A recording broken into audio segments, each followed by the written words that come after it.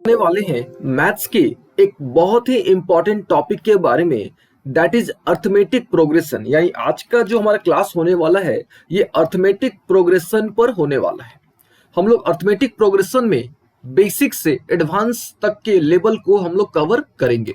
सबसे पहले हम लोग क्या करते हैं, कुछ बेसिक बातें यानी अर्थमेटिक प्रोग्रेशन को समझने से पहले या अर्थमेटिक प्रोग्रेशन को स्टार्ट करने से पहले हमको कुछ बेसिक चीजों का नॉलेज होना जरूरी है। जैसे सबसे पहले हमको समझना होगा कि सीक्वेंस क्या होता है। ठीक है, सबसे पहले हमको समझना होगा कि सीक्वेंस का मतलब क्या होता है। ठीक है, सीक्वेंस को अगर हिंदी में लिखा जाए तो सीक्वेंस को हम लोग बोलते हैं क्रम। ठीक है, सीक्वेंस को हम लोग क्या बोलते हैं, क्रम। ठीक है, सीक्वेंस को अगर समझा जाए कि सीक्वेंस क्या होता है तो इसको आप सिंपल तरीके से बोल सकते हो कि जो भी आपके पास नंबर है, ठीक है, जो भी आपके पास क्या है, डाटा है। ठीक है, या आप इसको ऐसे बोलो कि जो भी आपके पास क्या है, नंबर्स है। अगर उस नंबर्स को, जितने भी आपके पास नंबर्स है, अगर उस नंबर्स को आपने एक डिफिनिट रूल पर, एक डिफिनिट रूल या एक डिफिनिट पैटर्न पर अगर आपने अरेंज कर दिया है तो उस अरेंजमेंट को, वो जो अरेंजमेंट है उस अरेंजमेंट को हम लोग क्या बोलेंगे, सीक्वेंस। ठीक है, उस अरेंजमेंट को हम लोग क्या बोलेंगे, सीक्वेंस। ठीक है, फिर से एक बार, क्या होता है आपका सीक्वेंस? सीक्वेंस यानी अरेंजमेंट ऑफ डाटा। ठीक है, अरेंजमेंट ऑफ डाटा, यहाँ पे डाटा ना बोल के हम लोग नंबर्स बोलेंगे। ठीक है, arrangement of numbers in a definite rule या इन अ डिफिनिट पैटर्न। ठीक है, उसको हम लोग क्या बोलते हैं, सीक्वेंस बोलते हैं। ठीक है, जैसे कुछ एग्जांपल देख लिया जाए। ठीक है, सीक्वेंस उम्मीद आपको समझ आ गया होगा। ठीक है, लेकिन हम लोग क्या करते हैं, कुछ कुछ एग्जांपल्स देख लेते हैं। ठीक है, किसके, सीक्वेंस के। ठीक है, जैसे मान लो कि यहाँ पे हमने लिख दिया है 1, यहाँ पे हमने लिख दिया है 4, यहाँ पे लिख दिया हमने 9, 16, 25, है ना, इस तरीके से हमने लिख दिया कुछ नंबर्स। ठीक है, ये देखो आप यहाँ पे, ये क्या है, 1 का स्क्वायर है, ये 2 का स्क्वायर है, 3 का स्क्वायर है, 4 का स्क्वायर है, 5 का स्क्वायर है। यानी यहाँ पे जो भी हमने यहाँ पे नंबर लिखा हुआ है वो एक सर्टेन पैटर्न पर हमने लिखा हुआ है। ठीक है, हमने जो भी यहाँ पे नंबर लिखा हुआ है एक सर्टेन पैटर्न पर लिखा हुआ है। तो ये जो सर्टेन पैटर्न है, इसी सर्टेन पैटर्न को हम लोग क्या बोलते हैं, सीक्वेंस बोलते हैं। यानी हम लोग बोल सकते हैं कि ये क्या है, आपका एक सीक्वेंस है। यानी जो भी यहाँ पे नंबर लिखा गया है वो सीक्वेंस में लिखा गया है। और लोग एक और एग्जांपल लेते हैं। मान लो कि यहाँ पे 1 है आपका, यहाँ पे 2 है, यहाँ पे 4 है, यहाँ पे 8 है आपका, यहाँ पे 16 है। यहाँ पे देखो 2 से मल्टीप्लाई किया, यहाँ पे 2 से मल्टीप्लाई किया, 2 से मल्टीप्लाई किया, 2 से मल्टीप्लाई किया। यानी यहाँ पे भी जो भी नंबर है उसको एक सर्टेन पैटर्न पर लिखा गया है। तो कोई भी आपके पास डाटा, कोई भी अगर आपके पास नंबर है, अगर उसको सर्टेन पैटर्न पर लिखा जा रहा है तो उसको हम लोग क्या बोलते हैं, सीक्वेंस। ठीक है, उसको हम लोग बोलेंगे सीक्वेंस। और ओके यहाँ तक? अच्छा, सीक्वेंस में जितने भी ये जो नंबर्स होते हैं आपको, ठीक है, सीक्वेंस में जितने भी नंबर्स होते हैं उनको हम लोग बोलते हैं टर्म्स। याद रखिएगा, टर्म्स का मतलब क्या होता है कि जितने भी नंबर्स होते हैं सीक्वेंस में उसको हम लोग बोलते हैं टर्म्स। ऑल ओके, चलिए नेक्स्ट पॉइंट देखा जाए। सीक्वेंस जो होते हैं, याद रखिएगा, जो सीक्वेंस होता है ये 2 तरह के होते हैं। एक होता है फाइनाइट सीक्वेंस, दूसरा होता है इनफाइनाइट सीक्वेंस। ठीक है, सीक्वेंस 2 तरह के होते हैं। एक होता है फाइनाइट सीक्वेंस, दूसरा क्या होता है आपका, इनफाइनाइट सीक्वेंस। ठीक है, देखिए, अगर नंबर ऑफ टर्म्स, ठीक है, नंबर ऑफ अगर टर्म्स आपका फाइनाइट है यानी फिक्स है, अगर आपका, या आप बोल सकते हो कि अगर नंबर ऑफ टर्म्स आपका फिक्स्ड है तो उसको हम लोग क्या बोलेंगे, फाइनाइट सीक्वेंस बोलेंगे। और जिसमें नंबर ऑफ टर्म्स फिक्स नहीं है उसको हम लोग बोलेंगे इनफाइनाइट। ठीक है, जैसे यहाँ पे देखो, इस वाले में dot dot dot dot dot dot था, यानी फिक्स नहीं था कभी कहां तक जा रहा है ये। यानी ये कौन सा हो गया आपका, इसको हम लोग बोलेंगे कि भाई ये जो हमारा है ये इनफाइनाइट सीक्वेंस है। यानी अगर नंबर ऑफ टर्म्स, ठीक है, जो भी नंबर ऑफ टर्म्स है अगर वो फिक्स नहीं है तो बोलेंगे इनफाइनाइट। अगर नंबर ऑफ टर्म्स फिक्स है, जैसे इस वाले में देखो, ये वाला, इस वाला जो है, जो सेकंड वाला जो सीक्वेंस हमने लिखा था, इसमें कितने नंबर्स है, 1 2 3 4 5। यानी यहाँ पे जो नंबर ऑफ टर्म्स है वो फिक्स है। तो अगर नंबर ऑफ टर्म्स फिक्स है तो बोलेंगे फाइनाइट, अगर फिक्स नहीं है तो बोलेंगे इनफाइनाइट। ठीक है, उम्मीद आपको 3 टर्म समझ आ गया होगा, सीक्वेंस समझ आ गया होगा, टर्म समझ में आ गया होगा, और फाइनाइट एज वेल एज आपको इनफाइनाइट समझ आ गया होगा। ठीक है, चलिए नेक्स्ट पॉइंट देखा जाए। ठीक है, अच्छा देखिए, जैसे कुछ एग्जांपल्स हमने यहाँ पे लिखे हुए हैं। ठीक है, यानी सीक्वेंस जो होते हैं वो मेनली 2 तरीके के सीक्वेंस होते हैं। ठीक है, जितने भी सीक्वेंस होते हैं वो मेनली उनको 2 पार्ट में कैटेगराइज किया जाता है। ठीक है, सबसे पहला होता है स्क्वायर सीक्वेंस। ठीक है, सबसे पहला होता है स्क्वायर सीक्वेंस, दूसरा होता है आपका क्यूब सीक्वेंस, है ना। क्यूब सीक्वेंस से अच्छा इसको आप बोल सकते हो क्यूबिक सीक्वेंस। ठीक है, तो सीक्वेंस जो होते हैं नॉर्मली, है ना, यूजुअली सीक्वेंस 2 तरह के पाए जाते हैं। ठीक है, एक होता है स्क्वायर सीक्वेंस, दूसरा होता है क्यूबिक सीक्वेंस। ठीक है, देखिए स्क्वायर सीक्वेंस में सबसे पहला पाया जाता है आपका एन स्क्वायर वाला पैटर्न। यानी स्क्वायर के फॉर्म में आपको मिलेगा, यानी 1 का स्क्वायर हो गया, 2 का स्क्वायर, 3 का स्क्वायर, 4 का स्क्वायर, इस प्रकार से आपको मिल सकता है।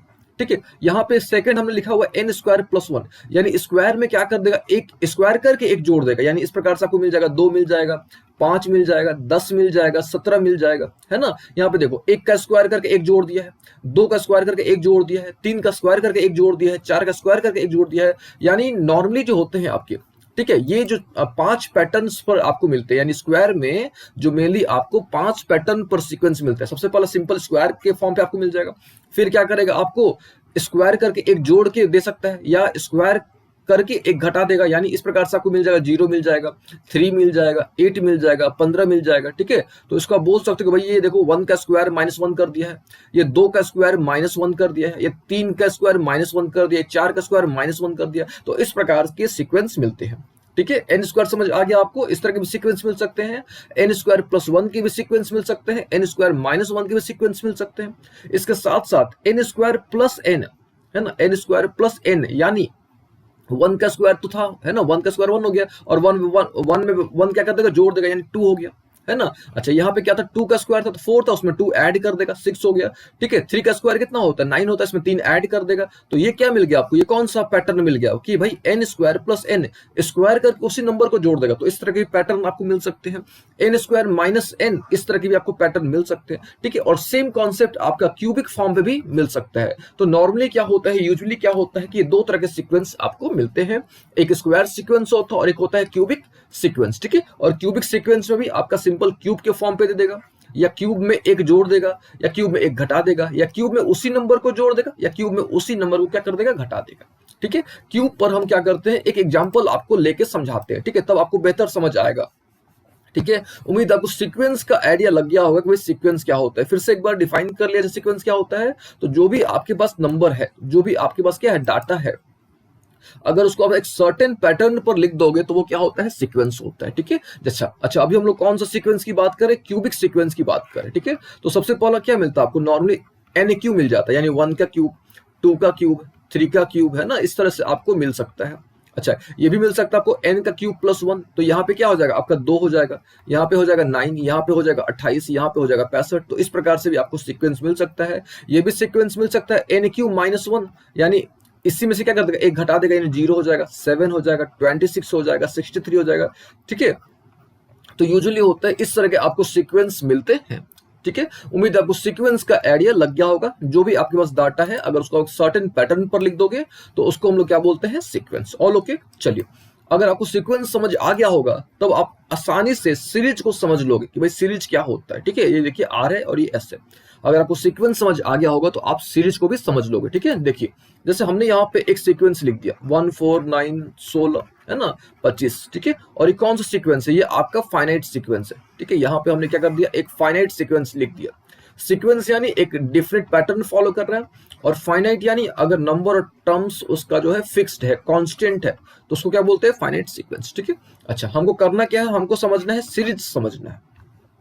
तो सिंपल तरीके से अगर जितने भी सीक्वेंस के टर्म्स हैं, देखिए ये सब क्या होते हैं, टर्म्स होते हैं। तो सीक्वेंस के जितने भी टर्म्स हैं, ठीक है, अगर उनको हम लोग कोई मैथमेटिकल ऑपरेटर से, ठीक है, कोई मैथमेटिकल ऑपरेटर से अगर उनको हम लोग सेपरेट कर देते हैं, ठीक है, अगर हमारे पास कोई सीक्वेंस गिवन है, सीक्वेंस में जितने भी क्या है आपके टर्म्स हैं, ये सब आपके क्या हो गए, टर्म्स हो गए।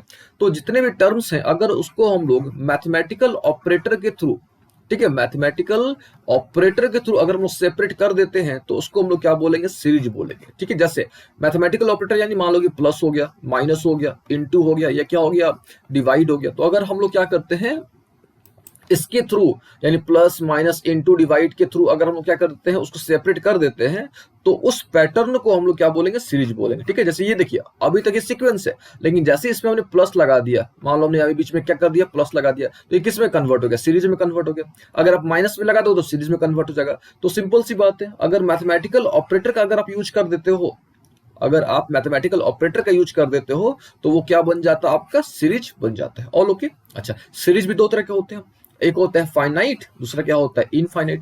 सेम कॉन्सेप्ट है कि अगर नंबर ऑफ टर्म्स आपका फिक्स है तो बोलेंगे फाइनाइट, अगर नंबर ऑफ टर्म्स फिक्स नहीं है तो बोलेंगे इनफाइनाइट, ठीक है। उम्मीद है आपको सीक्वेंस समझ आ गया होगा, ठीक है। आपको सीरीज समझ आ गया होगा, आपको फाइनाइट सीरीज और इनफाइनाइट सीरीज का भी आइडिया लग गया होगा, ठीक है। चलिए नेक्स्ट देखा जाए कि भाई यहां तक तो उम्मीद आपको सारी बातें समझ आ गई होंगी।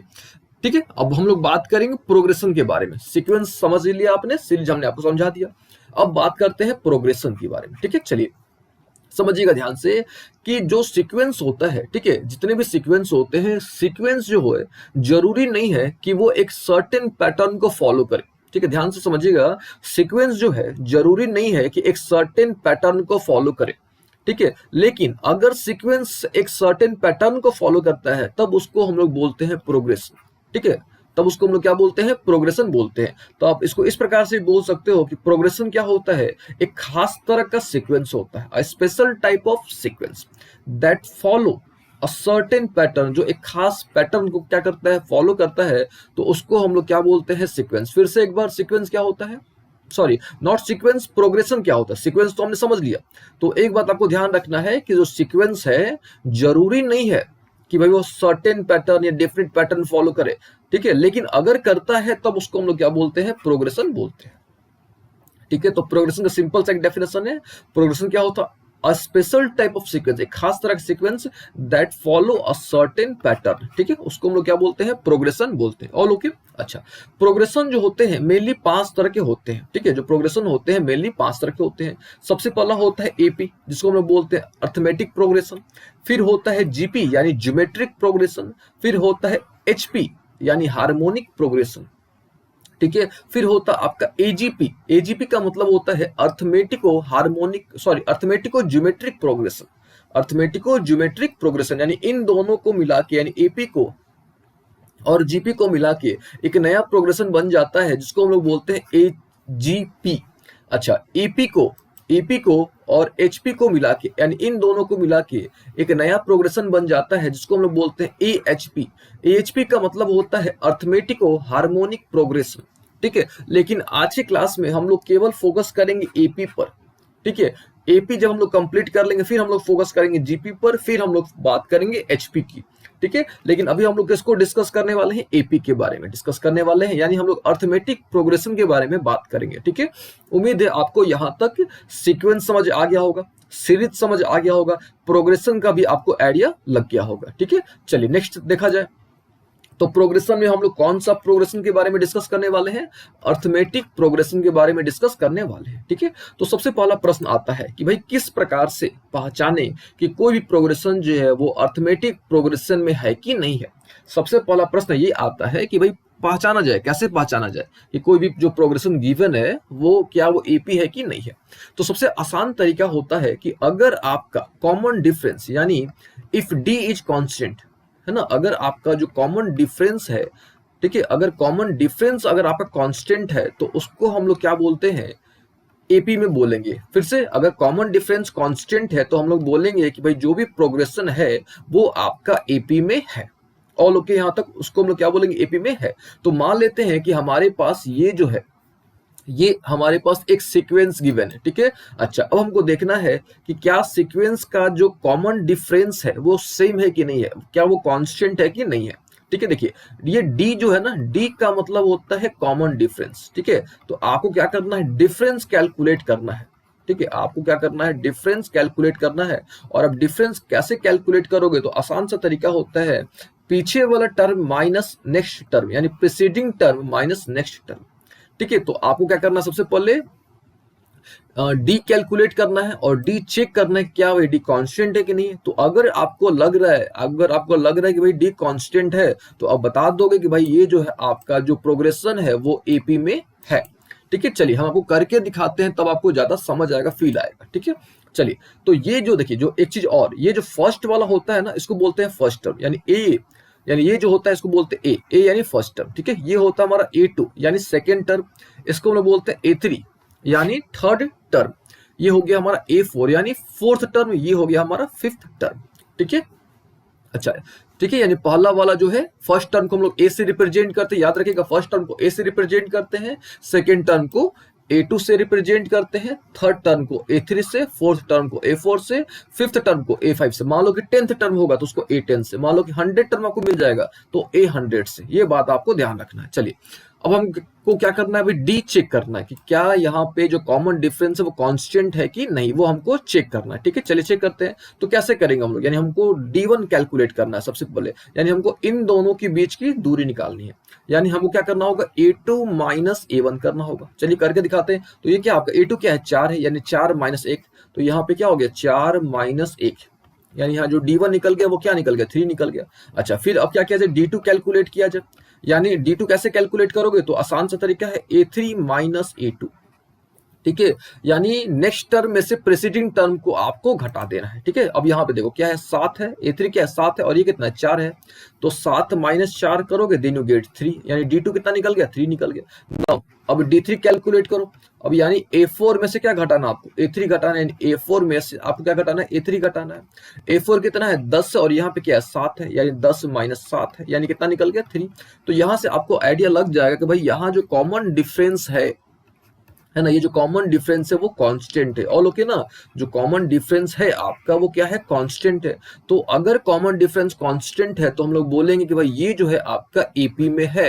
याद रखिएगा, अगर कॉमन डिफरेंस कांस्टेंट है तो हम लोग बोलेंगे कि भाई ये जो है आपका एपी में है। ठीक है, उम्मीद है आपको कॉमन डिफरेंस का कॉन्सेप्ट समझ आ गया होगा, और आप एपी किस प्रकार से चेक करोगे इसका भी आपको आइडिया लग गया होगा।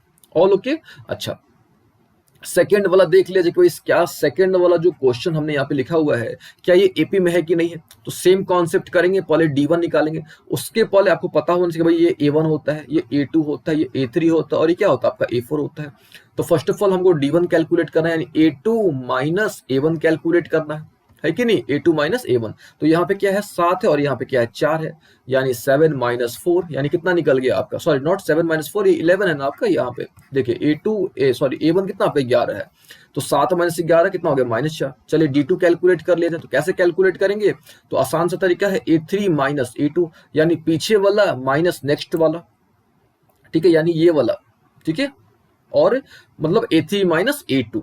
A3 कितना है भैया, यहाँ पे आपका 3 है, तो यहाँ पे 3 रख दो आप। यहाँ पे A2 कितना है आपका 7, तो 7 रख दो। तो जब घटाओगे तो यहाँ भी आपको कितना मिल गया, -4 मिल गया, है ना। नेक्स्ट और देख लिया जाए, हमको मान लो कि D3 भी कैलकुलेट करना है। तो क्या होगा, A4 माइनस A3, है ना, A4 माइनस A3। तो ये हो गया आपका -1। ठीक है, फिर माइनस ये क्या हो गया, 3 हो गया।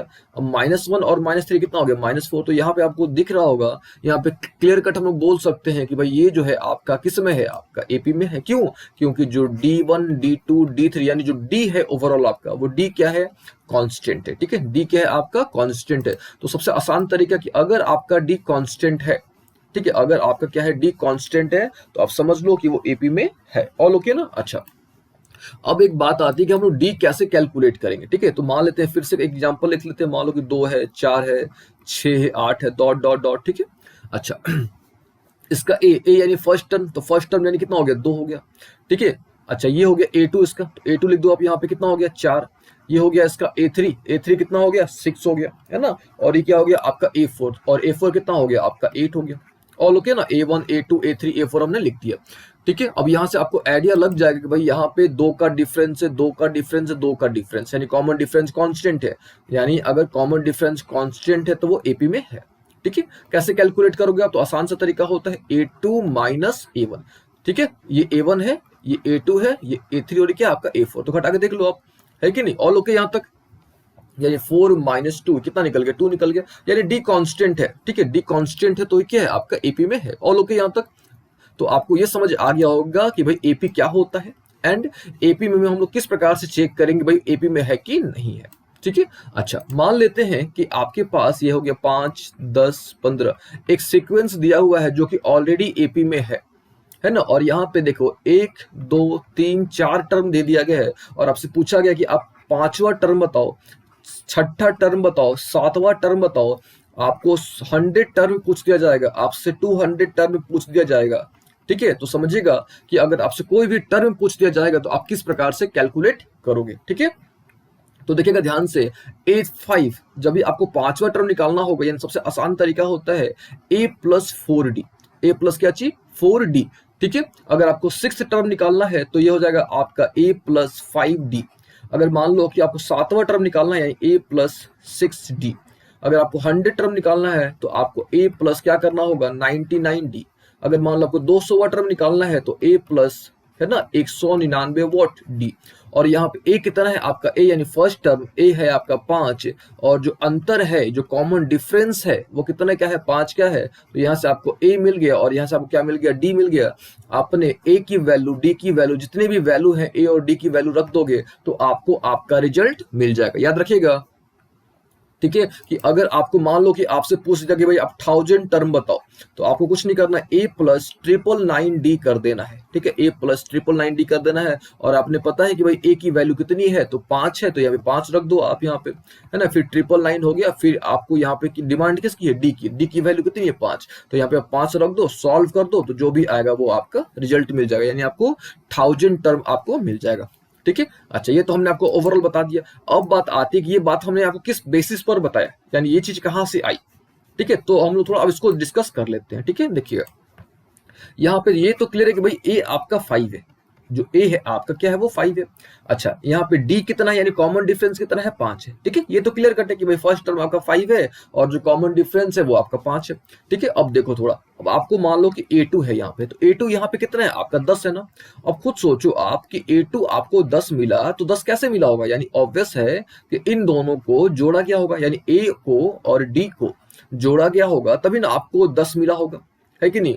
अच्छा, मान लो आप A3 पर फोकस करो, आप A3 कितना है आपका, 15, है कि नहीं। A3 कितना आपका, 15। अब खुद सोचो आप कि 15 आपको कब मिला होगा, जब ये 5 रहेगा और इसमें हम लोग क्या करेंगे, इसमें 2 से गुना करेंगे, यानी 2 गुना 5 करेंगे, तभी ना आपको जाके आपको क्या मिलेगा, 15 मिलेगा, है ना। आपको क्या मिलेगा, 15। और ये है क्या, डी है कि नहीं है, तो उसको हम लोग बोल सकते हैं। और ये क्या आपका ए है, तो हम लोग उसको क्या बोल सकते हैं, ए प्लस वॉट, 2D, है ना। यानी A3 को अगर हमको निकालना होगा तो हम लोग क्या बोलेंगे, ए प्लस 2D। सपोज आपको A4 निकालना है, तो A4 आपको पता है कि भाई यहाँ पे 20 है, A4 आपका यहाँ पे क्या है, 20 है, तो आप 20 को लिख सकते हो कि नहीं, 5 प्लस 3 गुना 5 लिख सकते हो आप इस तरीके से। यानी क्या हो गया आपका ए है ना, ये क्या आपका ए है, और ये भी क्या आपका, ये डी है, तो 3 इंटू डी हो गया, यानी ए प्लस 3D। तो इस प्रकार से हम लोग क्या कर सकते हैं, कोई भी टर्म निकाल सकते हैं। तो यहाँ पे देखो डिफरेंस क्या है, कि अगर आपको चौथा टर्म निकालना है तो आपको क्या करना पड़ेगा, एक घटाना पड़ेगा। ठीक है, यानी अगर ये n है, यानी अगर ये आपका n है, तो आपको क्या करना पड़ेगा, एक घटा देना पड़ेगा, यानी n माइनस 1 इंटू डी। याद रखिएगा, ए एन इक्वल टू, यानी nth टर्म, अगर आपको कोई भी टर्म निकालना होगा तो उसके लिए एक फॉर्मूला यहाँ पे ड्राइव हो गया, that is a plus n minus 1 into D. फिर से एक बार, nth टर्म क्या होता है, इसको हम लोग बोलते हैं nth टर्म। ठीक है, इसको हम लोग क्या बोलते हैं, nth टर्म। तो अगर आपको कोई भी टर्म निकालना होगा तो उसके लिए एक फॉर्मूला यहाँ पे आ गया, that is a plus n minus 1 into D, है ना। और nth टर्म को हम लोग जनरल टर्म भी बोलते हैं, याद रखिएगा, जो nth टर्म होता है इसको हम लोग जनरल टर्म भी बोलते हैं। ठीक है, उम्मीद है आपको ये कॉन्सेप्ट समझ आ गया होगा। ठीक है, अच्छा, अब हम क्या करते हैं, इस पर कुछ क्वेश्चन ले लेते हैं। ठीक है, एपी, उम्मीद आपको समझ आ गया होगा भाई एपी क्या होता है ना। अच्छा, अब इस पर हम लोग कुछ क्वेश्चन लेके आपको समझाते हैं। ठीक है, मान लेते हैं कि आपके पास एक क्वेश्चन गिवन है कि भाई ये मान लो कि हो गया 2, ये मान लो कि हो गया 4, 2 4 6 8, इस प्रकार का आपके पास कोई एपी गिवन है। ठीक है, तो यहाँ पे आपको एपी गिवन है और आपसे पूछा गया है कि आप जो है, ठीक है, आप जो है 10th टर्म निकालो, आप जो है 20th टर्म निकालो, आप जो है 50th टर्म निकालो। ठीक है, और लास्ट में आपको nth टर्म निकालना है, यानी एन टर्म निकाल देना है। ठीक है, देखिए, तो यहाँ पे सबसे पहले ए कितना है आपका, 2 है, ए यानी फर्स्ट टर्म। अच्छा, अंतर कितने का है देख लो आप, यहाँ पे डिफरेंस कितने का है, तो 2 का डिफरेंस है ना। कितने का डिफरेंस है, 2 का डिफरेंस है, यानी डी कितना हो गया आपका, 2 हो गया, है कि नहीं। अच्छा, आपको कौन सा टर्म निकालना है, 10वां टर्म निकालना है, यानी A10 निकालना है। तो आप क्या करोगे, ए प्लस सिंपल सा 9D, है कि नहीं। तो ए कितना गिवन है आपका, 2 था, फिर 9 इंटू डी, फिर डी कितना है आपका, 2 है। तो भाई सॉल्व कर लो, ये कितना हो गया 18 और ये 2, यानी कितना निकल गया 20, है कि नहीं। मान लो आपको 20वां टर्म निकालना है, यानी A20 निकालना है, तो इसको आप डायरेक्टली लिख सकते हो कितना, a प्लस 19D।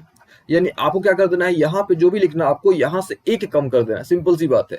ठीक है, आपको जो भी रिजल्ट आएगा जिसमें आपको डी से मल्टीप्लाई करना है, अगर मान लो यहाँ पे 20 है तो यहाँ पे 19 कर देना है, मान लो यहाँ पे 100 होता तो यहाँ पे 99 कर देना है। तो एक सिंपल सा कॉन्सेप्ट आपको फॉलो करना है। ठीक है, ए कितना है आपका, 2 है, तो 2 रख दो, फिर 19, फिर डी की वैल्यू कितनी है, 2, तो 2 रख दो यहाँ पे, तो कितना हो गया आपका, 40 हो गया, है ना। मान लो आपको 50 टर्म निकालना है, तो क्या हो जाएगा, 50 टर्म को हम लोग कैसे लिखेंगे, ए प्लस कितना डी, 49D, केवल एक कम कर देना है। ठीक है, एक कम कर देना है। ठीक है, 50 है तो यहाँ 49 कर देना है। तो ए कितना था, 2 है, तो 2 रख दो, 49 इंटू डी, डी कितना है आपका, तो डी आपने पता है कि भाई 2 आपने निकाला है, तो ये हो गया आपका कितना हो गया 49 इंटू 2 98 हो गया, और 98 2 कितना हो गया 100 हो गया। तो इस प्रकार से आप कोई भी टर्म निकाल सकते हो। ठीक है, तो सबसे पहले क्या करना होगा, आपको चेक करना होगा कि भाई एपी में है कि नहीं है। ठीक है, एपी में है कि नहीं, उसके बाद आपको क्या करना होगा, आपको जो टर्म बोलेगा वो टर्म आपको निकालना होगा। ठीक है, अच्छा यहाँ पे एक और था कि nth टर्म निकालो।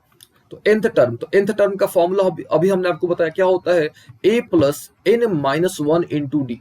ए कितना था आपका 2 था, तो 2 रख दो आप यहाँ पे। अब यहाँ पे टर्म कोई नहीं दिया था, यानी आपको nth टर्म ही निकालना था, तो n रह जाएगा। अच्छा डी कितना था आपका 2 था, अब इसको सॉल्व कर दो आप, यानी 2 प्लस 2n माइनस 2 हो जाएगा, तो ये 2 कैंसिल हो जाएगा, यानी nth टर्म कितना निकल गया आपका 2n निकल गया। nth टर्म बोलो, इसको आप जनरल टर्म बोलो, है ना, nth टर्म से अच्छा अब इसको क्या बोल सकते हो, जनरल टर्म बोल सकते हो, यानी जनरल टर्म कितना निकल गया 2n निकल गया। ठीक है, जनरल टर्म कितना निकल गया 2n, यानी जो पैटर्न है आपका वो 2n पर क्या है, बेस्ड है। ठीक है, उम्मीद है आपको एपी का अच्छे तरीके से आइडिया हो गया होगा, एपी क्या होता है और कोई भी टर्म आप आसानी से निकाल सकते हो, एंड जनरल टर्म का भी आपको आइडिया अच्छे तरीके से हो गया होगा। ठीक है, चलिए अब थोड़ा सा डिटेल में बात कर लेते हैं। ठीक है, यहां तक तो हो गया। अभी देखो, अभी हमने आपको बताया कि आपको क्या करना है, डी चेक करना है, डी यानी कॉमन डिफरेंस। तो अगर कॉमन डिफरेंस कांस्टेंट है तो एपी में है। अच्छा, फिर हमने आपको बताया कि ए को क्या बोलेंगे, फर्स्ट टर्म बोलेंगे, ए2 को सेकेंड टर्म, ए3 को थर्ड टर्म, और लास्ट में जो nth टर्म आता है ना, ये उसको हम लोग क्या बोलते हैं nth टर्म, या इसको हम लोग क्या बोलते हैं जनरल टर्म। याद रखिएगा nth टर्म, या इसको हम लोग क्या बोलते हैं जनरल टर्म। ठीक है, उम्मीद आपको यहां तक सारी बातें समझ आ रही होंगी। चलिए नेक्स्ट देखा जाए। ठीक है, ये तो हमने आपको बता दिया कि भाई आप पता करो कि एपी में है कि नहीं है। ठीक है, लेकिन इसी पर बेस्ड इस तरह के भी क्वेश्चन मिलते हैं, यानी आपको नंबर ना देके nth टर्म दे दिया जाता है ना, नंबर ना दे के आपको nth टर्म दे दिया जाता है, और आपसे पूछा जाता है कि आप बताओ कि एपी में है कि नहीं है। ठीक है, तो इसका एक तरीका ये होता है कि भाई n की वैल्यू आप 1 पुट करो, है ना। तो अगर आप n की वैल्यू 1 पुट करोगे, देन ये हो गया 4 इंटू 1 कितना हो गया 4 हो गया, और 4 5 कितना हो गया 9 हो गया, है ना। फिर n की वैल्यू आप 2 पुट करो, ठीक है, तो ये कितना हो गया 4 इंटू 2 8 हो गया, और 8 और 5 कितना हो गया 13 हो गया, ये 13 हो गया। फिर आप n की वैल्यू कितना पुट करो 3 पुट करो, तो ये कितना हो गया 4 में 3 से करोगे तो 12 हो गया, और 12 और 5 कितना हो गया 17। तो एक तो ये तरीका हो गया, डॉट डॉट डॉट हम लोग कर देंगे। ठीक है, तो एक तो आप इस तरीके से भी निकाल सकते हो। ठीक है, तो यहाँ पे कितना निकल गया, ए कितना निकल गया आपका 9 निकल गया। अंतर कितने का है, देखो 4 का अंतर है, यहाँ पे कितने का डिफरेंस है 4 का डिफरेंस है, यानी डी क्या है आपका 4 है, यानी डी क्या है आपका कांस्टेंट है ना, जो डी है आपका वो क्या है कांस्टेंट है। और हमको पता है, हमने अभी आपको बताया कि अगर डी कांस्टेंट है तो हम लोग क्या बोलेंगे कि भाई वो एपी में है। ठीक है, ये तो हो गया एक तरीका, है ना, ये तो एक तरीका हो गया कि भाई आप क्या करो एन की वैल्यू 1 2 3 पुट कर दो, और पुट करके देखो आप डी निकालो कि भाई वो क्या वो डी कांस्टेंट है कि नहीं है। अगर कांस्टेंट है तो आप बोलो कि भाई वो एपी में है। ठीक है, लेकिन इसका दूसरा तरीका क्या है। ठीक है, तो सबसे पहले क्या करना होगा, इससे कुछ रूल्स देखने होंगे। ठीक है, सबसे पहले ऑब्टेन nth टर्म, तो ये तो भाई आपका गिवन होता है हमेशा, nth टर्म आपका गिवन भी है, कितना है 4n प्लस 5। उसके बाद क्या करना होता है, n को ध्यान समझिएगा, n को रिप्लेस करना होता है n प्लस 1 से। ठीक है, सबसे पहले आप nth टर्म को लिख दो, फिर क्या करो n को n प्लस 1 से रिप्लेस कर दो। तो जब रिप्लेस करोगे तो आपको क्या मिल जाएगा, ए एन प्लस 1 मिल जाएगा। ठीक है, आपको क्या मिल जाएगा, ए एन प्लस 1 मिल जाएगा। अच्छा, उसके बाद क्या करो, ये जो आपने निकाला यानी ए एन प्लस 1 जो निकाला और जो ए एन निकाला, इन दोनों को आप घटा दो, इन दोनों को क्या कर दो, घटा दो। ठीक है, घटाने पे अगर आप घटाते हो, अगर घटाने पे अगर आपका ए जो है वो इंडिपेंडेंट आता है तो समझ लो कि वो किस में है आपका, वो एपी में है। ठीक है, वो केस में है आपका, वो एपी में है। All okay. अच्छा देखिएगा, ये हमने क्यों निकाला, इस पे थोड़ा फोकस करिएगा। ठीक है, ये जो हमने आपको यहाँ पे बताया कि आप क्या करो, ए n plus 1 minus a N निकालो, ए n plus 1 minus a N निकालो। इसका मतलब क्या होता है, देखिए, तो ये डी होता है आपका, है ना, ये जो a n plus 1 minus nth term जो होता है, ये डी को क्या करता है, एक्सप्रेस करता है, डी को रिप्रेजेंट करता है। देखो कैसे, सपोज मान लो कि आपके पास यहाँ पे आपको A2 निकालना है, तो A2 आप कैसे निकालोगे, मान लो आपको A3 निकालना है, तो A3 आप कैसे निकालोगे, A2 माइनस A1 निकालते हो कि नहीं निकालते हो, है कि नहीं। तो 2 को हम लोग लिख सकते हैं क्या, 1 प्लस 1 माइनस A1, है कि नहीं, 1 प्लस 1 माइनस क्या चाहिए A1। इसको आपको हम अच्छे तरीके से इसको इरेज करके आपको हम अच्छे तरीके से समझाते हैं। ठीक है, देखिएगा, तो डी निकालने का तरीका होता है, ठीक है, डी निकालने का तरीका क्या होता है, n plus 1 term minus nth term. ठीक है, फिर से एक बार क्या होता है डी निकालने का तरीका, a प्लस चाहे इसको वैसे पढ़ सकते हो, n plus 1th term minus nth term equal to क्या होता है, d होता है। ठीक है, जैसे हमने आपको थोड़ी देर पहले बताया कि मान लो आपको 4th टर्म निकालना है। ठीक है, आपको क्या करना है, 4th टर्म निकालना है। 4th टर्म से अच्छा मान लो आपको d4 निकालना है। ठीक है, तो d4 आप कैसे निकालोगे, तो क्या करते हो, A4 में से आप क्या करते हो, A3 घटाते हो, है ना। A4 में से आप क्या घटाते हो, A3 घटाते हो। तो 4 को आप कितना लिख सकते हो, लिख सकते हो ना 3 + 1 और माइनस क्या हो गया A3, है कि नहीं। अच्छा, मान लो आपको D2 निकालना है। ठीक है, मान लो आपको क्या करना है, D2 निकालना है। तो D2 आप कैसे निकालते हो, पीछे वाला यानी A2 में से आप क्या घटाते हो, A1 घटाते हो। तो 2 को आप क्या लिख सकते हो, 1 + 1 लिख सकते हो, माइनस A1 लिख सकते हो कि नहीं। तो इसी प्रकार से अगर यहाँ पे n होगा, है ना, यहाँ पे क्या होगा, अगर dn होगा तो क्या हो जाएगा, n + 1 माइनस an। याद रखिएगा, ये d निकालने का तरीका होता है। ठीक है, nth term minus n + 1th term minus nth term equal to क्या होता है, d। ठीक है, तो ये कॉन्सेप्ट आप याद रखिएगा। ठीक है, अच्छा, अब हम क्या करते हैं, इस पर एक क्वेश्चन लेके आपको समझाते हैं। ठीक है, ये जो कॉन्सेप्ट हमने आपको बताया, ठीक है, इसी पर हम क्या करते हैं, एक क्वेश्चन लेके आपको समझाते हैं। ठीक है, तो मान लीजिए, ठीक है, मान लीजिए कि आपके पास एक क्वेश्चन गिवन है। ठीक है, मान लेते हैं कि आपके पास एक क्वेश्चन गिवन है कि जैसे मान लो कि आपको प्रूफ करना है। ठीक है, आपको क्या करना है, प्रूफ करना है कि nth टर्म, ठीक है, an आपके पास मान लो गिवन है कि an इक्वल टू, मान लो कि आपके पास गिवन है 4n + 5, an equal to given है 4n + 5, और आपको प्रूफ करना है कि भाई प्रूफ करो कि आप ये जो है एपी में है कि नहीं है। तो आप कैसे करोगे, सबसे पहले आप क्या करोगे, n को n + 1 से रिप्लेस करोगे। n को आप n + 1 से रिप्लेस करोगे। चलो करके दिखाते हैं। ये n था तो इसके जगह पे आपको क्या कर देना है, n + 1 कर देना है। ठीक है, और इसको सॉल्व कर देना है। चलिए कर दीजिए। तो 4n + 4 + 5 हो गया, यानी कितना हो गया, 4n + 9 हो गया। और ओके ना, फिर क्या करना आपको d निकालना है। तो कैसे करोगे आप, इसमें से इसको घटा दोगे आप, यानी an + 1 माइनस nth टर्म को आप घटा दोगे। ठीक है, इसको हम कैसे पढ़ेंगे, n + 1th टर्म, ठीक है, माइनस nth टर्म को आप घटा दोगे। तो देखो, ये आपने कितना कैलकुलेट किया, ये आपने कैलकुलेट कर दिया 4n + 9, है ना। अच्छा, ये आपने कितना, आपके पास ऑलरेडी गिवन था, कितना था, 4n + 5। ठीक है, तो ये देखो आगे में माइनस था, तो 4n + 9 माइनस 4n माइनस 5 हो जाएगा ना। तो ये कट गया आपका, यानी 9 में से 5 गया, कितना, 4 बच गया। यानी यहाँ पे आपका n फ्री है ना, यहाँ पे n क्या है आपका, फ्री है। तो n फ्री है तो हम लोग बोलेंगे कि भाई ये जो है आपका वो एपी में है। ठीक है, ये क्या है आपका, एपी में है। ठीक है, उम्मीद है आपको ये समझ आ गया होगा। ठीक है, अच्छा, हम एक और क्वेश्चन इस पे आपको हम लेके दिखाते हैं। देखिए, तो इसका आसान सा तरीका होता है, क्या करोगे आप, n को रिप्लेस करोगे n + 1 से, है ना। n को आप क्या करोगे, n + 1 से रिप्लेस करोगे, फिर से एक बार n को n + 1 से रिप्लेस करोगे, फिर आपको an + 1 माइनस an को घटा देना है। ठीक है, अगर आपका जो है n इंडिपेंडेंट आता है, n आपका फ्री आता है, इंडिपेंडेंट आता है यानी फ्री आता है, तो आप बोल सकते हो कि भाई वो एपी में है। ठीक है, चलिए इसी कॉन्सेप्ट पर एक और हम आपको क्वेश्चन लेके दिखाते हैं। ठीक है, अच्छा, एक आसान तरीका वो भी हो सकता है, भाई आप क्या करो, 1 2 3 पुट कर दो, n की जगह पे 1 2 3 पुट कर दो और आप चेक कर लो। ठीक है, मान लेते हैं कि आपके पास एक equation given, nth term equal to दिया है 2n² + 1। ठीक है, और आपसे पूछा गया है कि आप बताओ कि ये एपी में है कि नहीं है। तो आप क्या करोगे, सबसे पहले n को किससे रिप्लेस करोगे, n + 1 से। ठीक है, तो जहां जहां आपको n दिखे वहां पे आप क्या कर दो, n + 1 से रिप्लेस कर दो।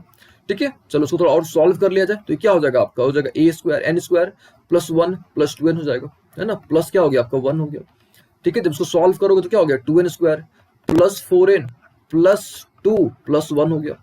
यानी कितना निकल गया आपका, ये निकल गया 2n² + 4n + 3 निकल गया। और ओके, सबसे पहले हमने क्या करा, n को, है ना, सबसे पहले हमने क्या करा, n को रिप्लेस कर दिया, किसे रिप्लेस कर दिया, n + 1 से हमने रिप्लेस कर दिया। उसके बाद हम क्या करेंगे, n + 1th टर्म में से an को घटाएंगे, nth टर्म को घटाएंगे। चलिए घटा देते हैं आपको। तो घटाएंगे तो देखो क्या मिलेगा हमको, ये तो हमारे पास क्या है, 2n² + 4n + 3 है। ठीक है, माइनस, इसको आप माइनस करोगे तो क्या हो जाएगा, -2n² - 1। तो ये वाला तो कट गया ना आपका, यानी 2n² कट गया, आप कैंसिल हो गया। बचा क्या, बचा आपके पास 4n बचा, और 3 में से 1 गया, 2 बचा, है ना, यानी 4n - 2। तो यहाँ पे भाई आपका n आ गया, यहाँ पे n है, यानी n फ्री नहीं है, n इंडिपेंडेंट नहीं है। इसका मतलब ये एपी में नहीं है। तो हम लोग बोल सकते हैं 2n² + 1 is not an AP, ये एपी में आपका नहीं है। ठीक है, उम्मीद है आपको इस तरह का अगर प्रश्न मिलता है तो आप सॉल्व कर पाओगे। और इसका एक और तरीका होता है जो हमने आपको बताया कि आप n की वैल्यू 1 2 3 पुट कर लो, पुट करके आप देख लो कि भाई एपी में आ रहा है कि नहीं। चलिए नेक्स्ट क्वेश्चन देखा जाए, नेक्स्ट कॉन्सेप्ट देखा जाए। ठीक है, चलिए नेक्स्ट कॉन्सेप्ट क्या है तो ये तो हमने समझा दिया आपको भाई एपी क्या होता है, कोई भी टर्म कैसे निकाला जाता है, ठीक है, और फॉर्मूले क्या होते हैं वो हमने आपको समझा दिया। ठीक है, देखिए एपी से रिलेटेड या एपी पर बेस्ड है, ठीक है, जनरली बेसिकली 3 तरह के प्रश्न पूछे जाते हैं।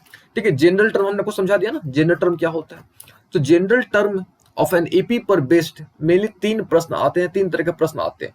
ठीक है, सबसे पहला प्रश्न पूछता है कि भाई आपको nth टर्म कैलकुलेट करना है, nth टर्म आपको कैलकुलेट करना, लेकिन कहां से, फ्रॉम द बिगिनिंग। और इसके लिए हमने आपको फॉर्मूला बताया अभी कि भाई क्या होता है nth टर्म का formula a plus n minus 1 into D. याद रखिएगा nth टर्म का फॉर्मूला फ्रॉम द बिगिनिंग, ठीक है, शुरू से क्या होता है आपका फॉर्मूला n इक्वल टू होता है a plus n minus 1 into D.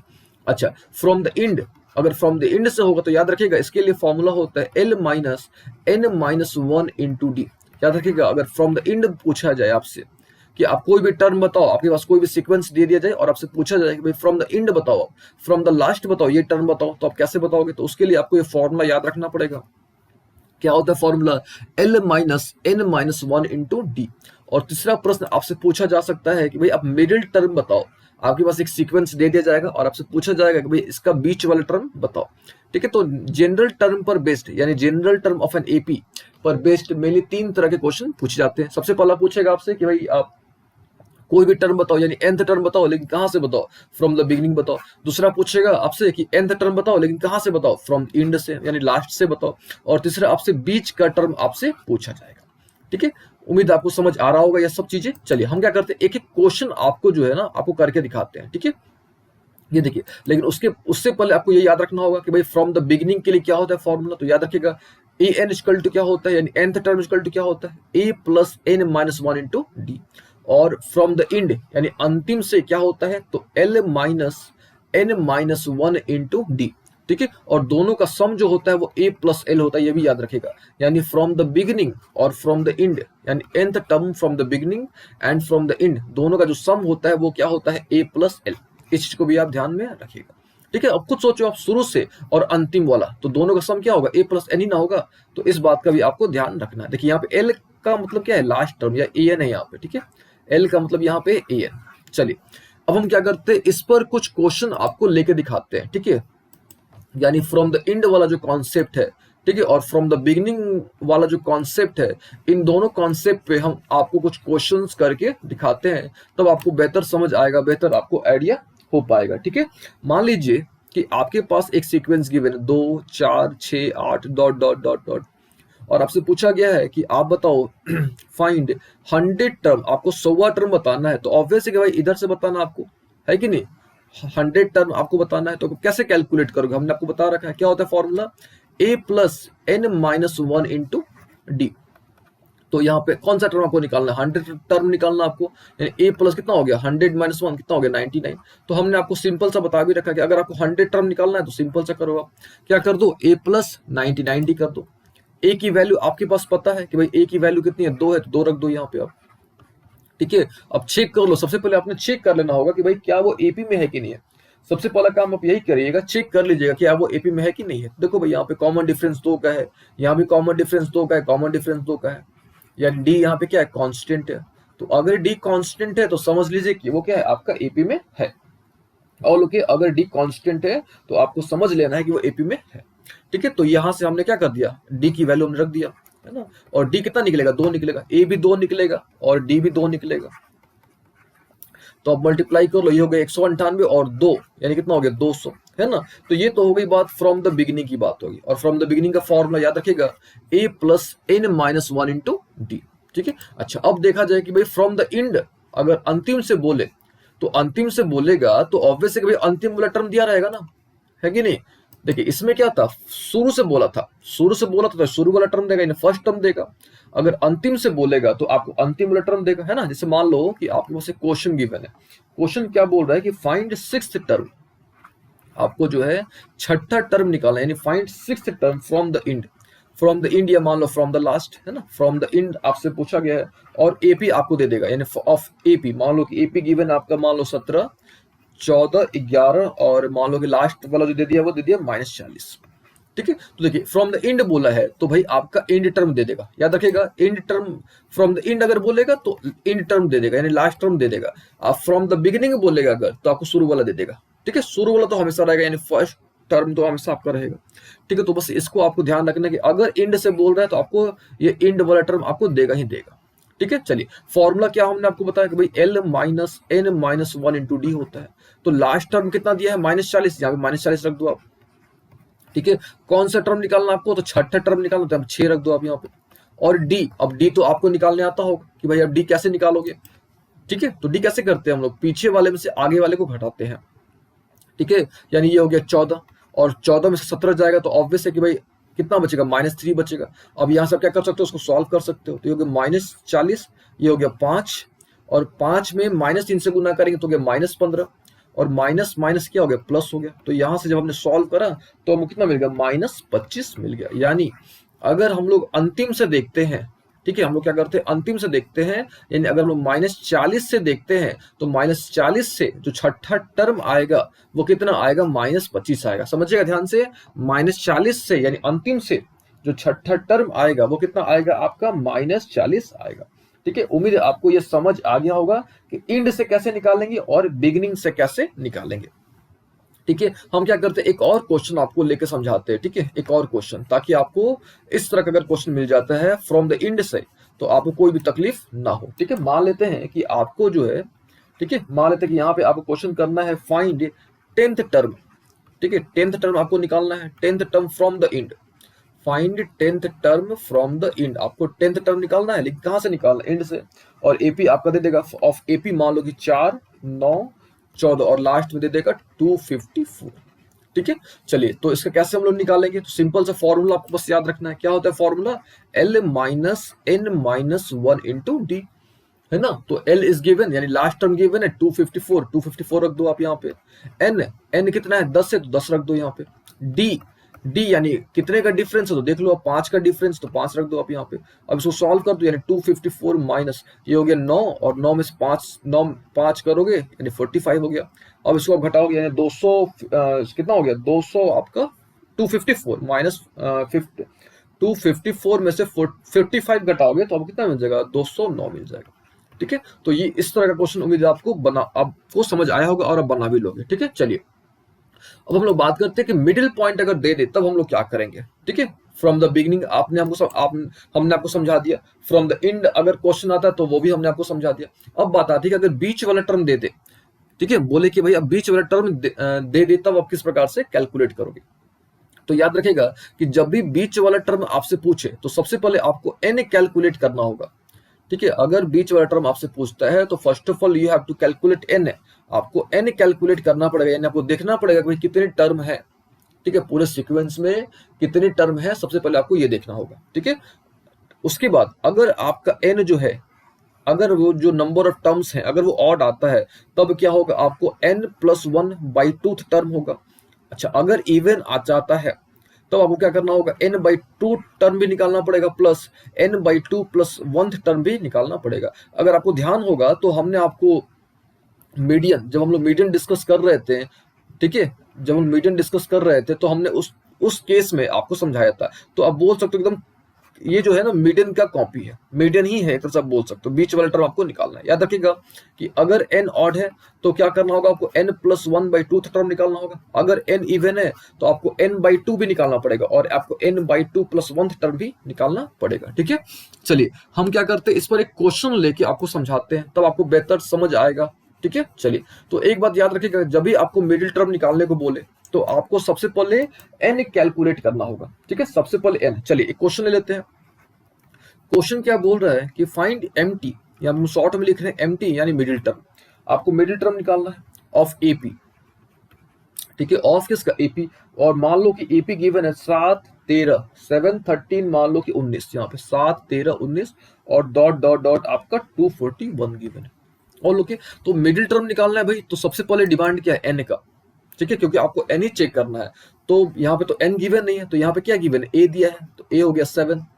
अंतर कितने का है, 6 का अंतर है, तो d हो गया 6। और ये देखो भाई लास्ट टर्म दे दिया है ना, क्या कर दिया, लास्ट टर्म दे दिया है, यानी लास्ट टर्म दे दिया, यानी an दे दिया है 241। तो हमको पता है कि भाई an जब दे दिया है यानी लास्ट टर्म दे दिया है, और हमको पता है कि भाई लास्ट टर्म का फॉर्मूला क्या होता है, तो nth टर्म का फॉर्मूला आपको पता होगा, a plus n minus 1 into d होता है।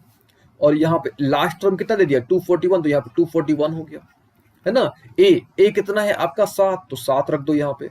एन आपको पता नहीं है और आपको एन ही निकालना है, क्यों निकालना है, because you have to find empty, आपको मिडिल टर्म निकालना है, दैट इज वाई आप ऐसा कर रहे हो। डी कितना है 6, तो 6 रख दो यहाँ पे आप। ये हो गया 241 हो गया, इधर हो गया 7 प्लस 6n माइनस कितना हो गया 6 हो गया, ये हो गया 241। और 7 में से 6 घटाओगे तो कितना हो गया 1 हो गया, ठीक है। अब +1 है इधर आएगा तो -1 हो जाएगा, यानी कितना हो गया 240 हो गया, यानी 240 इक्वल टू 6n हो गया। तो n की वैल्यू यानी कितने हो गई, n की वैल्यू 240/6, यानी कितना हो गया 6 से 4 यानी 40, यानी n की जो वैल्यू आई आपके पास कितना आ गया 40। तो याद रखिएगा जब भी आपको मिडिल टर्म पूछे क्वेश्चन में आपको n निकालना पड़ेगा, ठीक है। और n हमने यहाँ पे कैसे निकाला, हमने देखा कि भाई लास्ट टर्म दिया हुआ है, nth टर्म दिया हुआ है, तो हमने nth टर्म का फॉर्मूला लगा दिया, सिंपल सी बात है ना। चलिए n तो निकल गया, अब हमको देखना है कि जो n आया हमारा क्या वो इवन है कि ऑड है कि नहीं, क्या वो इवन है कि ऑड है, ठीक है। तो यहाँ पे हमको क्लियर दिख रहा है कि भाई n 40 है ना, n क्या है आपका 40 है, यानी क्या है इवन है। तो इवन के केस में हमने आपको बता रखा है कि सबसे पहले आपको n/2 निकालना है, फिर आपको n/2 + 1 निकालना है। तो भाई n/2 करोगे यानी 20 हो गया ना, 40/2 कितना हो गया 20 हो गया, यानी आपको 20वां टर्म निकालना है। अच्छा, और आपको 21वां टर्म निकालना है, यानी आपको 2 टर्म्स यहाँ पे निकालने हैं, 20वां और 21वां। 20वां आप कैसे निकालोगे, तो हमने आपको बता रखा है a + 19d, है ना। और 21वां टर्म आप कैसे निकालोगे, तो a + 20d, ठीक है। ये भी हमने आपको बता रखा है कि भाई अगर आपको कोई भी टर्म निकालना होगा तो आप डायरेक्टली इस कॉन्सेप्ट का यूज कर सकते हो। a आपको पता है कि भाई a कितना है 7, तो यहाँ पे 7 रख दो, ठीक है। 19 इंटू डी, डी है ना भाई यहाँ पे, तो डी भी पता है आपको 6, तो यहाँ पे 6 रख दो और सॉल्व कर दो, जो भी रिजल्ट आएगा। यहाँ पे क्या है a + 20d, a की वैल्यू कितनी है भैया 7 है, तो 7 रख दो, प्लस 20 गुना d, तो 20 को 20 रख दो, और d की वैल्यू यहाँ पे कितनी है 6 है, तो 6 रख दो, सॉल्व कर लो। तो इस प्रकार से आपको आपका रिजल्ट मिल जाएगा, ठीक है। तो याद रखिएगा कि जब भी आपको मिडिल टर्म निकालना होगा तो सबसे पहले आपको n कैलकुलेट करना होगा, ठीक है। n कैलकुलेट कर लेना होगा, फिर आपको चेक करना होगा कि इवन है कि ऑड है। तो अगर ऑड होता तो सिंपल n + 1/2 टर्म निकाल देना, लेकिन अगर इवन होता तो आपको n/2, ठीक है, एंड n/2 + 1th टर्म आपको निकालना होगा, ठीक है। चलिए नेक्स्ट कॉन्सेप्ट समझा जाए, देखा जाए, ठीक है। चलिए अभी देखिए आप यहां तक समझ आ गया होगा आपको। तो नॉर्मली आपको 4 तरह के प्रश्न मिलते हैं, ठीक है। एपी में आपको नॉर्मली 4 तरह के प्रश्न मिलते हैं, ठीक है। चलिए सबसे पहला प्रश्न क्या होता है कि टर्म आपको निकालने को बोला जाएगा, ठीक है। और टर्म हमने आपको समझा दिया, ठीक है। तो टर्म में 3 तरह के आपको मिल सकते हैं, बोलेगा फ्रॉम द बिगिनिंग निकालो, यानी शुरू से निकालो, ठीक है, शुरू से निकालो, ये बोल देगा कि भाई लास्ट से निकालो, और तीसरा बोल देगा भैया बीच से निकालो, मतलब बीच का निकालो आप। तो सबसे पहला पूछ सकते हैं आपसे कि भाई फाइंड द टर्म, आप टर्म आपसे पूछ देगा। सेकंड क्या होगा कि आपको लास्ट टर्म दे देगा और आपसे पूछेगा भाई तब n निकालो। तो ये भी हमने दोनों तरह का प्रॉब्लम हमने डिस्कस भी कर रखे हैं। थर्ड क्या होता है कि 2 एपी दे देगा, ठीक है, 2 एपी दे देगा। तो इस तरह के प्रश्न भी हम लोग अभी डिस्कस करने वाले हैं। और चौथा मिक्स करके, सबको मिक्स करके भी एक प्रॉब्लम तैयार होता है, उसको भी हम लोग डिस्कस करेंगे, ठीक है। चलिए यहां तक उम्मीद आपको सारी बातें समझ आ रही होंगी, ठीक है। अच्छा, अब हम लोग क्या करते हैं, अगर 2 एपी दिया हो तब हम लोग कैसे सॉल्व करेंगे, उस तरह के प्रॉब्लम्स को हम लोग कैसे सॉल्व करेंगे, हम लोग वो देखने वाले हैं, ठीक है। देखिएगा हमने ये जो 1 है ये वाला और ये वाला हमने सीख लिया है, हमने आपको दोनों बता दिया है, ठीक है। अब हम लोग बात करेंगे अगर आपके पास 2 एपी दिया हो तब आप किस प्रकार से उन क्वेश्चंस को सॉल्व करोगे, ठीक है। उम्मीद आपको सारी बातें जितनी भी हमने आपको बताई सारी आपको समझ आ रही होंगी। हमने छोटी छोटी बातों का ध्यान रखा कि आपको सारी चीजें हम बता पाए, ठीक है। चलिए नेक्स्ट देखा जाए, क्वेश्चन थोड़ा देखा जाए। क्वेश्चन क्या बोल रहा है यहाँ पे कि 10वां टर्म जो है वो 52 है, जो 10वां टर्म है वो 52 है, और जो 16वां टर्म है वो 82 है, ठीक है। एक एपी है जिसमें से 10वां टर्म जो है वो 52 है और जो 16वां टर्म है वो 82 है। और आपसे पूछा गया है कि आप बताओ 32वां टर्म बताओ, 32 टर्म आप बताओ। चलिए सबसे पहले क्या है, 10वां टर्म कितना दिया है 52, तो यहाँ पे आप लिख दो कि भाई 10वां टर्म, आपको पता है कि 10वां टर्म आप कैसे लिखते हो, a + 90, ये रख दो, अब 52 हो गया। फिर यहाँ पे क्या है 16वां टर्म, तो 16वां टर्म यानी कैसे लिखते हो आप उसको, a + 15d, यानी a + 15d कितना 82, ऑल ओके। अच्छा अब क्या करो, आप इसको सॉल्व कर दो, ठीक है। देखिए सबसे पहले आपको अगर इस तरह का क्वेश्चन मिलता है तो सबसे पहले आपका टारगेट होना चाहिए, है ना, कि भाई आप कुछ भी करके a निकालो, आप डी निकालो, ठीक है, इफ पॉसिबल तो आप एन भी निकाल लो, ठीक है। तो आपको कोशिश करनी है कि भाई किसी तरीके से आप ए निकाल लो, डी निकाल लो और एन निकाल लो, ठीक है, ये आपका टारगेट होना चाहिए कुछ भी करके, ठीक है। अगर दो इक्वेशन बन रहा है तो आपको सॉल्व करके ए और डी तो निकालना ही निकालना है, ठीक है। चलिए अब यहाँ पे हमारे पास इक्वेशन 1 हो गया, ये हो गया हमारे पास इक्वेशन 2, हम लोग क्या करते हैं माइनस कर देते हैं, ठीक है भाई, ये कट गया, कैंसिल हो गया, घटाएंगे तो कितना हो गया -6d हो गया, और ये हो गया -30, तो भाई ये कट गया, माइनस माइनस कट गया ना, तो डी की वैल्यू कितनी आ गई 5, ठीक है। अब डी हम लोग क्या कर देंगे, पुट कर देंगे 1 में, ठीक है, तो डी की वैल्यू 1 में पुट करेंगे, ये 1 ये था आपका, कितना था a + 9d, और डी की वैल्यू कितनी आ गई 5, यानी ये हो गया भाई कितना हमारे पास, ये हो गया 45 इक्वल टू कितना हो गया 52, यानी यहां से हमको a मिल गया, a की वैल्यू कितनी आ गई 7 और d की वैल्यू कितनी आ गई 5। और लोग के ना निकालना क्या था, हमने निकालना था 32nd टर्म, यानी 32वां टर्म निकालना था। तो 32वां टर्म आप कैसे निकालोगे, a प्लस कितना d 31d, और a की वैल्यू आपके पास है ही 7 हो गया, और 31 इंटू डी, और डी की वैल्यू कितनी है आपके पास, डी की वैल्यू है 5। अब यहाँ पे आप उसको सॉल्व कर लो, जो भी गुना मल्टीप्लाई करना है कर लो, आपको आपका रिजल्ट मिल जाएगा, ठीक है। चलिए और कुछ क्वेश्चन देखा जाए, ठीक है। अभी देखो यहाँ पे क्वेश्चन क्या बोल रहा है कि 5वां टर्म, ठीक है, 5वां टर्म है और 9वां टर्म का सम दे दिया है 72, 5वां टर्म और 9वां टर्म का सम दे दिया है 72, फिर 7वां टर्म और 12वां टर्म का सम दे दिया है 97, और आपसे पूछ दिया है कि भाई आप एपी निकालो, ठीक है, आपसे पूछा गया कि आप एपी निकालो, ठीक है। चलो किया जाए, 5वां टर्म यानी a + 4d, है ना, 5वां टर्म यानी क्या चाहिए a + 4d, फिर क्या बोल रहे हैं 9वां टर्म 9th टर्म यानी a + 8d इक्वल टू कितना है 72 है। थोड़ा इसको सॉल्व कर लिया जाए, यानी a और a कितना हो गया 2a हो गया, है ना। ये देखो ये 4 और 8 कितना हो गया 12, यानी हो गया 12d, इधर कितना है 72, तो अब यहाँ से काम करो, 2 कॉमन ले लो, तो ये हो गया a + 6d हो गया ना, a + 6d इक्वल टू कितना हो गया 72 हो गया, ये 2 से आपका कैंसिल हो गया 36 बार में, है ना, यानी यहाँ से आपका एक इक्वेशन मिल गया, a + 6d इक्वल टू कितना मिल गया 36 मिल गया। चलिए ये इक्वेशन हमको 1 मिल गया, ठीक है। अब सेकंड वाला देख लिया जाए, भाई 7वां टर्म यानी a + 6d, और ओके ना, फिर यहाँ पे दिया 12वां टर्म, तो 12वां टर्म यानी कितना a + 11d इक्वल टू कितना दिया 97, ठीक है। ये देखो ये हो गया a और ये हो गया a और a कितना हो गया 2a हो गया, ये हो गया 6 और 11, 11 और 6 कितना होता है 17, 17 हो गया, इक्वल टू कितना हो गया 97, और ओके। अच्छा अब आपने क्या करना है, अब आपने इसको क्या करना है, इन दोनों को सॉल्व कर लेना है, ठीक है। सॉल्व करोगे आप यहाँ पे, है ना, सॉल्व करके आपको क्या करना होगा, ए और डी कैलकुलेट करना होगा, यानी सॉल्व करके आप फाइंड ए एंड डी। आज जब आप ए और डी कैलकुलेट कर लोगे तो फिर आपको एपी कैलकुलेट करने में तो कोई प्रॉब्लम नहीं होनी चाहिए, ठीक है। तो मान लेते हैं कि आपने ए और डी कैलकुलेट कर लिया, ठीक है, हम यहाँ पे मान लेते हैं कि आपने ए और डी कैलकुलेट कर लिया, और कैसे कैलकुलेट कर लिया, इन दोनों को आपने सॉल्व करके ए और डी कैलकुलेट कर लिया, ठीक है। तब आप एपी कैसे निकालोगे, तो सिंपल सा तरीका होता है ए, फिर a + d, ठीक है, फिर a + 2d, फिर कॉमा a + 3d, तो इस प्रकार से सो ऑन जो है ना, इस प्रकार से आपने क्या कर लेना है, एपी कैलकुलेट कर लेना है, ठीक है। चलिए नेक्स्ट क्वेश्चन देखा जाए। अब अगला क्वेश्चन क्या बोल रहा है, अगला क्वेश्चन है कि if 5 times the 5th term, है ना भाई, 5 टाइम्स द 5th टर्म, यानी चलो 5 लिख दो, 5 टाइम्स द 5th टर्म लिख दिया हमने, इज इक्वल टू बराबर लगा दो 8 टाइम्स, ठीक है 8 लगा दो यहाँ पे, इज 8 टर्म, है ना, 8 टाइम्स द 8th टर्म। फिर से क्वेश्चन क्या बोल रहा है कि भाई 5 times the 5th term, 5 times the 5th term is equal to 8 times the 8th term, 8 times the 8th term. ये गिवन है आपका, क्या शो करना है कि आपको शो करना है कि भाई जो 13वां टर्म है वो 0 है, ठीक है, ये हमको शो करना है, ठीक है। तो चलिए जैसे जैसे बोल रहा है क्वेश्चन वैसे वैसे हम लोग प्रोसीड करते गए, ठीक है। चलो यहाँ पे रख देते हैं, 5 को 5 हो गया, 5वां टर्म यानी कैसे लिखोगे इसको आप, a + 4d लिख दोगे, ठीक है। 8वां है तो 8 को 8 लिख दो, और 8वां टर्म इसको आप लिख सकते हो कितना, a + 7d, है ना। इसको आप सॉल्व कर दो, ये कितना हो गया 5a हो गया, और 5 में 4 से लगाओगे गुना तो 20 हो गया, ये हो गया 8a, और ये हो गया, जब इन दोनों का गुना लगाओगे यानी 8 और 7 कितना हो गया 56 हो गया।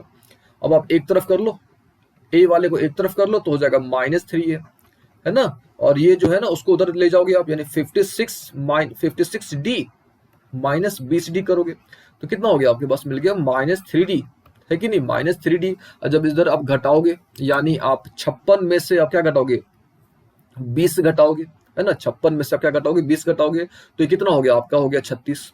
यानी यहाँ से डी आपने कैलकुलेट कर ली, है कि नहीं, नॉट डी, यहाँ पे ए आपका था, ये देखिए आपका ये 3A था, ठीक है, ये था आपका 3A और ये था आपका डी, ठीक है, ये कितना था आपका डी। तो यहाँ से जो है आपने 3 से 36 को कट कर दिया 12 बार में, यानी ए की जो वैल्यू आ गई वो कितनी आ गई, -12D, ठीक है, ए की जो वैल्यू आ गई वो कितनी आ गई, -12D। आपको प्रूफ क्या करना था भाई, आपको प्रूफ करना था कि जो 13वां टर्म है वो 0 है ना। तो चलिए, आपको पता है कि भाई 13वां टर्म हम लोग कैसे निकालते हैं, है ना, 13वां टर्म हम लोग कैसे निकालते हैं, तो 13वां टर्म का फॉर्मूला क्या होता है, आपको प्रूफ क्या करना कि A13 0 है, और 13वां टर्म यानी A + 12D। ए की वैल्यू अभी हमने निकाली, कितना है, -12D, तो यहाँ पर रख दो -12D, और +12D तो है ही, ये आ गया आपका 0। तो यहाँ से हमने प्रूव भी कर लिया, ठीक है। उम्मीद है आपको सारा कॉन्सेप्ट, सारा क्वेश्चन भी समझ आ रहा होगा, ठीक है। चलिए नेक्स्ट क्वेश्चन देखा जाए। अगला क्वेश्चन क्या बोल रहा है, बोल रहा है क्या कि भाई mth टर्म दिया है 1/n, ठीक है, mth टर्म दिया है 1/n, nth टर्म दिया है 1/m, और आपसे पूछा जा रहा है कि भाई आप mnth टर्म निकालो, ठीक है, mnth टर्म निकालो। चलिए जैसे बोल रहा है वैसे करते जाना। आपको mth टर्म कितना दिया है, 1/n, mth टर्म का फॉर्मूला, तो आपने पता है कि भाई nth टर्म का फॉर्मूला क्या होता है, ये आपने पता है ना, nth टर्म का फॉर्मूला क्या होता है, a + n - 1 × d। अब यहाँ पे mth टर्म आ जाए तो m के जगह, n की जगह पे m कर दो, आप कुछ नहीं करना आप, ठीक है। यहाँ से अगर मान लो कि pth टर्म आ जाए तो आपको ap लिख देना है, और यहाँ पे क्या कर देना है, n को किससे रिप्लेस कर देना है, p से रिप्लेस कर देना है। अगर मान लो यहाँ पे अगर rth टर्म पूछ दे तो कुछ नहीं करना, n को r से रिप्लेस कर दो आप, ठीक है। तो इस प्रकार से हमको इस कॉन्सेप्ट का यूज करना है, ठीक है। चलिए अब क्वेश्चन पर आते हैं वापस, भाई क्वेश्चन क्या है, तो क्वेश्चन क्या था कि भाई mth टर्म दिया था 1/n, ठीक है, चलो लिख देते हैं अब यहाँ पे, यानी a + m - 1 × d = कितना हो गया, 1/n, और ओके ना। अच्छा nth टर्म कितना दिया है, 1/n, यहाँ पे लिख दो आप, यहाँ पे क्या हो गया, a + n - 1 × d = कितना आ गया, 1/n, और ओके यहाँ तक। अच्छा अब हमने क्या कर देना है, इन दोनों को सॉल्व करना है। तो इन दोनों को सॉल्व करने से पहले हम लोग क्या करते हैं, थोड़ा इसको और सिंप्लीफाई कर लेते हैं, ठीक है। सिंप्लीफाई कर लेंगे तो और हमको जो है ना थोड़ा आसान हो जाएगा। देखो कैसे, यानी हम लोग क्या करते हैं, m को और d को मल्टीप्लाई कर देते हैं, यानी क्या हो जाएगा, md हो जाएगा, -d हो जाएगा, = क्या हो जाएगा, 1/n, ठीक है। ये हो गया a + ये गुना जब लगाओगे n और d का तो nd हो जाएगा, -d हो जाएगा, = क्या निकल गया, 1/m निकल गया। अब यहाँ से आप क्या करो, माइनस कर दो, ये माइनस हो गया, ये प्लस हो गया, ये तो माइनस, ये भी माइनस, ये भाई कट गया आपका, बचा क्या, md - nd बच गया। इधर क्या बच गया आपके पास, 1/n - 1/m बच गया, और लोग ना यहाँ तक, ठीक है। चलो अब क्या किया जाए, यहाँ से हमको पता है कि हम लोग यहाँ से d निकाल सकते हैं, तो यहाँ से आप d निकाल दो कॉमन, तो d × m - n, और जब अब इसका एलसीएम लोगे तो क्या मिल जाएगा आपको, मिल जाएगा m - n upon what, mn। तो ये m - n m - n cut गया, तो यहाँ से हमको d मिल गया, हमको यहाँ से d कितना मिल गया, 1/mn, ठीक है। यहाँ से हमको d मिल गया कितना, 1/mn। देखिए हमने आपको थोड़ी देर पहले बताया था कि अब आप कुछ भी करके कोशिश करो कि आपको a और d मिल जाए, ठीक है, बस आपको यही कोशिश करनी है कि a d मिल जाए, ठीक है। चलिए यहाँ तक क्लियर हो गया। अब आगे थोड़ा प्रोसीड किया जाए। जब हमको डी मिल चुका है तब हमारा टारगेट क्या है कि भैया वो ए निकालना है हमको। तो ए कैसे मिलेगा, जब हम लोग क्या करेंगे, 1 में पुट कर देंगे। तो हम लोग यहाँ क्या करेंगे, put the value of d in 1, ठीक है, ये 1 है ना, चलो इसमें डी की वैल्यू रख दिया जाए। तो a + m - 1 तो है ना, अब d की वैल्यू हमने निकाला अभी कितना है, 1/mn, तो यहाँ पे हो गया 1/mn = कितना है, 1/n है। अब इसको थोड़ा सॉल्व कर लिया जाए तो कितना हो गया, a + m/mn -1 क्या निकल गया, mn = कितना है आपके पास भाई, यहाँ पे है 1/n, ठीक है। अच्छा हम क्या करते हैं, थोड़ा सा इरेज करते हैं ताकि हमको थोड़ा स्पेस मिल जाए, ठीक है। तो यहाँ से हमने क्या कर लिया, अभी तक d कैलकुलेट कर लिया है, d कितना निकल गया, 1/mn निकल गया। और अब हमको क्या करना है, जब हमको d मिल गया है तब हमारा टारगेट है कि भाई अब हमको a निकाल लेना है, ठीक है। ये देखो आपका ये mm कट गया तो क्या बच गया, a + 1/n बच गया, माइनस क्या है, 1/mn है, इधर क्या आपके पास 1/n है, तो ये देखो ये भी कट गया आपका, तो क्या बच गया, a की वैल्यू कितनी आ गई, 1/mn, और d तो है ही आपके पास कितना, 1/mn, और ओके ना, करना क्या था, हमको एम एन निकालना था, हमको एम एन निकालना था। क्या होता है formula, simple, a plus n minus one into t. तो भाई एन तो ये है ना पूरा, तो ये हो गया n minus one into t. A की वैल्यू अपने पता है, ए कितना है, वन बाई एम एन है, तो कुछ नहीं करना है, ए की जगह पे आप वन बाई एम एन डाल दो, ठीक है। फिर डी है, यहाँ पे डी है, तो डी की जगह क्या करो आप वन बाई एम एन डाल दो। अब इसको सिंपली सॉल्व कर दो, कितना हो जाएगा, वन बाई एम एन हो जाएगा, है ना, one by m n plus m n by m n हो जाएगा, ठीक है, m n by m n हो जाएगा, फिर माइनस वन बाई क्या एम एन हो जाएगा। तो ये कट गया आपका, आ रही बात समझ में, ये क्या हो गया आपका, कट गया, ठीक है। तो बचा क्या आपका, जो बचा यहाँ पे वो क्या हो गया, आपका आंसर हो गया, ठीक है। उम्मीद है आपको सारी बातें समझ आ रही होंगी। चलिए नेक्स्ट क्वेश्चन देखा जाए, ठीक है। नेक्स्ट क्वेश्चन क्या है, इसी पैटर्न पर, इसी फॉर्मेट पर है। क्या है कि भाई पीथ टर्म दिया है क्यू, क्यूथ टर्म दिया है पी, और आपसे पूछा गया है कि भाई आप nth टर्म निकालो, ठीक है, चलो किया जाए। तो पीथ टर्म कितना है, क्यू है, यानी सिंपल सा format a plus p minus one into d equal to कितना है, क्यू। इसको कैसे लिखेंगे हम लोग, इसको लिख सकते हैं a plus q minus one into d equal to p लिख सकते हैं, और ओके ना। अच्छा, फिर मल्टीप्लाई कर लिया जाए, यानी क्या हो गया, a plus p d minus d equal to q हो जाएगा। जब इसको सॉल्व करेंगे तो कितना हो जाएगा, a plus q d minus d equal to कितना निकल गया, पी। हमारे पास दो इक्वेशन मिल गया, दोनों को सॉल्व करेंगे, और हमारा जो टारगेट है कि भाई हमको ए और डी कैलकुलेट कर लेना, वो कैलकुलेट कर लिया जाएगा। चलिए इसको थोड़ा सॉल्व कर लेते हैं, यानी a plus p d minus d equal to q आ गया। जब इसको सॉल्व करेंगे तो क्या निकल गया, a plus q d minus d equal to p निकल गया। ये माइनस है, ये माइनस, ये प्लस हो जाएगा, ये माइनस हो गया, तो ये कैंसिल हो गया भैया, ये भी कैंसिल हो गया, है कि नहीं। क्या बचा, P d minus Q D बच गया, और इधर क्या बच गया हमारे पास, क्यू माइनस पी, ठीक है। अब हम लोग यहाँ से क्या करते हैं, इस यहाँ से हम लोग क्या करते हैं, डी कॉमन ले लेते हैं, ठीक है। तो क्या हो गया, D times P minus Q, और यहाँ से हम लोग क्या करते हैं, माइनस वन कॉमन ले लेते हैं, तो क्या बच गया, पी माइनस क्यू, ये कैंसिल हो गया आपका। तो डी की वैल्यू कितनी आ गई आपके पास, डी की वैल्यू आ गई माइनस। अब हमने तो डी मिल गया, अब हमको क्या करना है भाई, ए निकालना है, तो क्या कर देंगे, डी की वैल्यू किसमें पुट कर देंगे, वन में पुट कर देंगे। तो वन में पुट करेंगे तो हमको क्या मिल जाएगा जैसे हम लोग वन में पुट करेंगे तो हमको क्या मिल जाएगा, हमको ए मिल जाएगा। और जब ए मिल जाएगा तो हमको क्या करना था, nth टर्म निकालना था, वो हम लोग निकाल देंगे, ठीक है। चलिए वो भी आपको करके दिखा देते हैं। तो हमको डी की वैल्यू, तो डी तो हमको मिल चुका है ना, और डी हमको कितना मिला है, माइनस वन मिला है। तो हमको करना क्या है कि जो माइनस वन की जो वैल्यू है ना, ये माइनस वन की वैल्यू यहाँ पे डाल देनी है।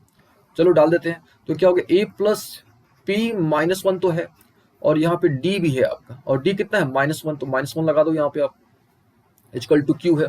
तो कितना हो गया, a minus p plus one equal to कितना, क्यू। तो यहाँ से आपको ए भी मिल गया, ए कितना मिल गया, Q plus p minus one. याद रखिएगा यहाँ से आपको ए मिल गया है Q plus p minus one, और यहाँ से आपको डी मिल चुका है माइनस वन, ठीक है।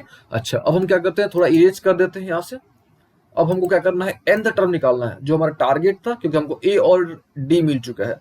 तो जब ए डी मिल चुका है तो कोई प्रॉब्लम ही नहीं है, फॉर्मूला पे केवल रख देना है, ठीक है। चलिए क्या निकालना था हमको, nth टर्म निकालना था, तो फॉर्मूला क्या होता है, a plus n minus one into d होता है, ठीक है। ए कितना आपने निकाला, q plus p minus one आपने निकाला, प्लस एन तो एन है, डी की वैल्यू आपने कितना निकाला, माइनस वन निकाला, है ना। अब इसको क्या करो, सिंपली सॉल्व कर दो, यानी Q plus p minus one तो है, माइनस एन और प्लस क्या चाहिए, वन, ये भाई कैंसिल हो गया, बचा क्या, q plus p minus N.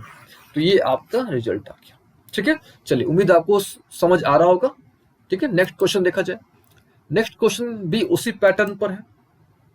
क्या है कि m times the mth term is equal to n times the nth term. फिर से m times the mth term is equal to n times the nth term, ठीक है। चलिए करके दिखाते हैं आपको। ये हो गया m times the mth term, तो mth टर्म आपको पता है कितना होता है, a plus m minus one into D हो जाएगा, n times the nth term, और nth टर्म भी आपको पता है कितना होता है, तो a plus n minus one into d होता है।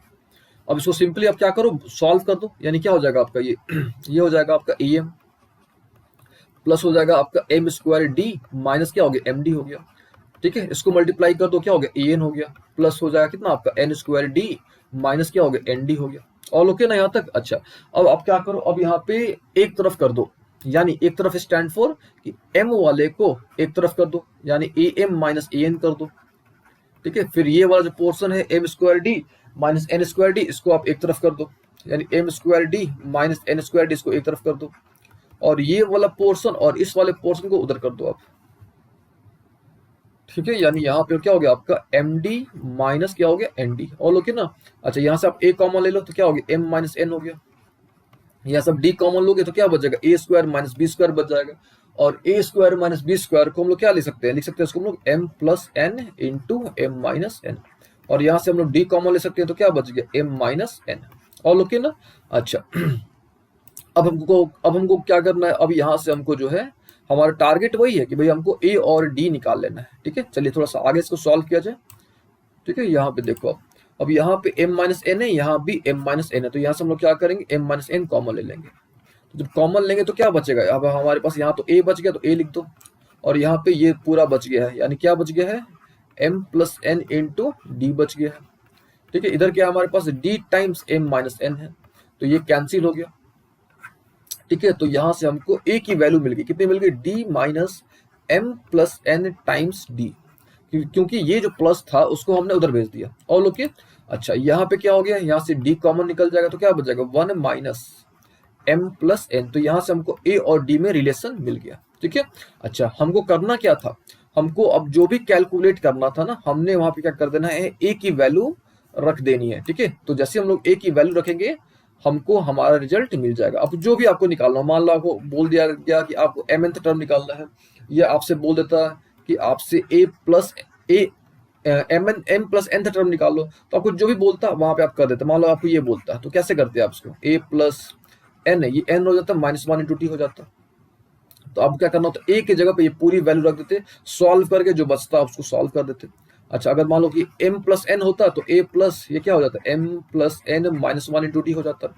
आपने क्या करना होता कि भाई ये जो वैल्यू है a की, जो वैल्यू आपने यहाँ पे निकाला है, ये वैल्यू यहाँ पे आप रख देते, ठीक है। अब जो बचता वो आंसर हो जाता, ठीक है।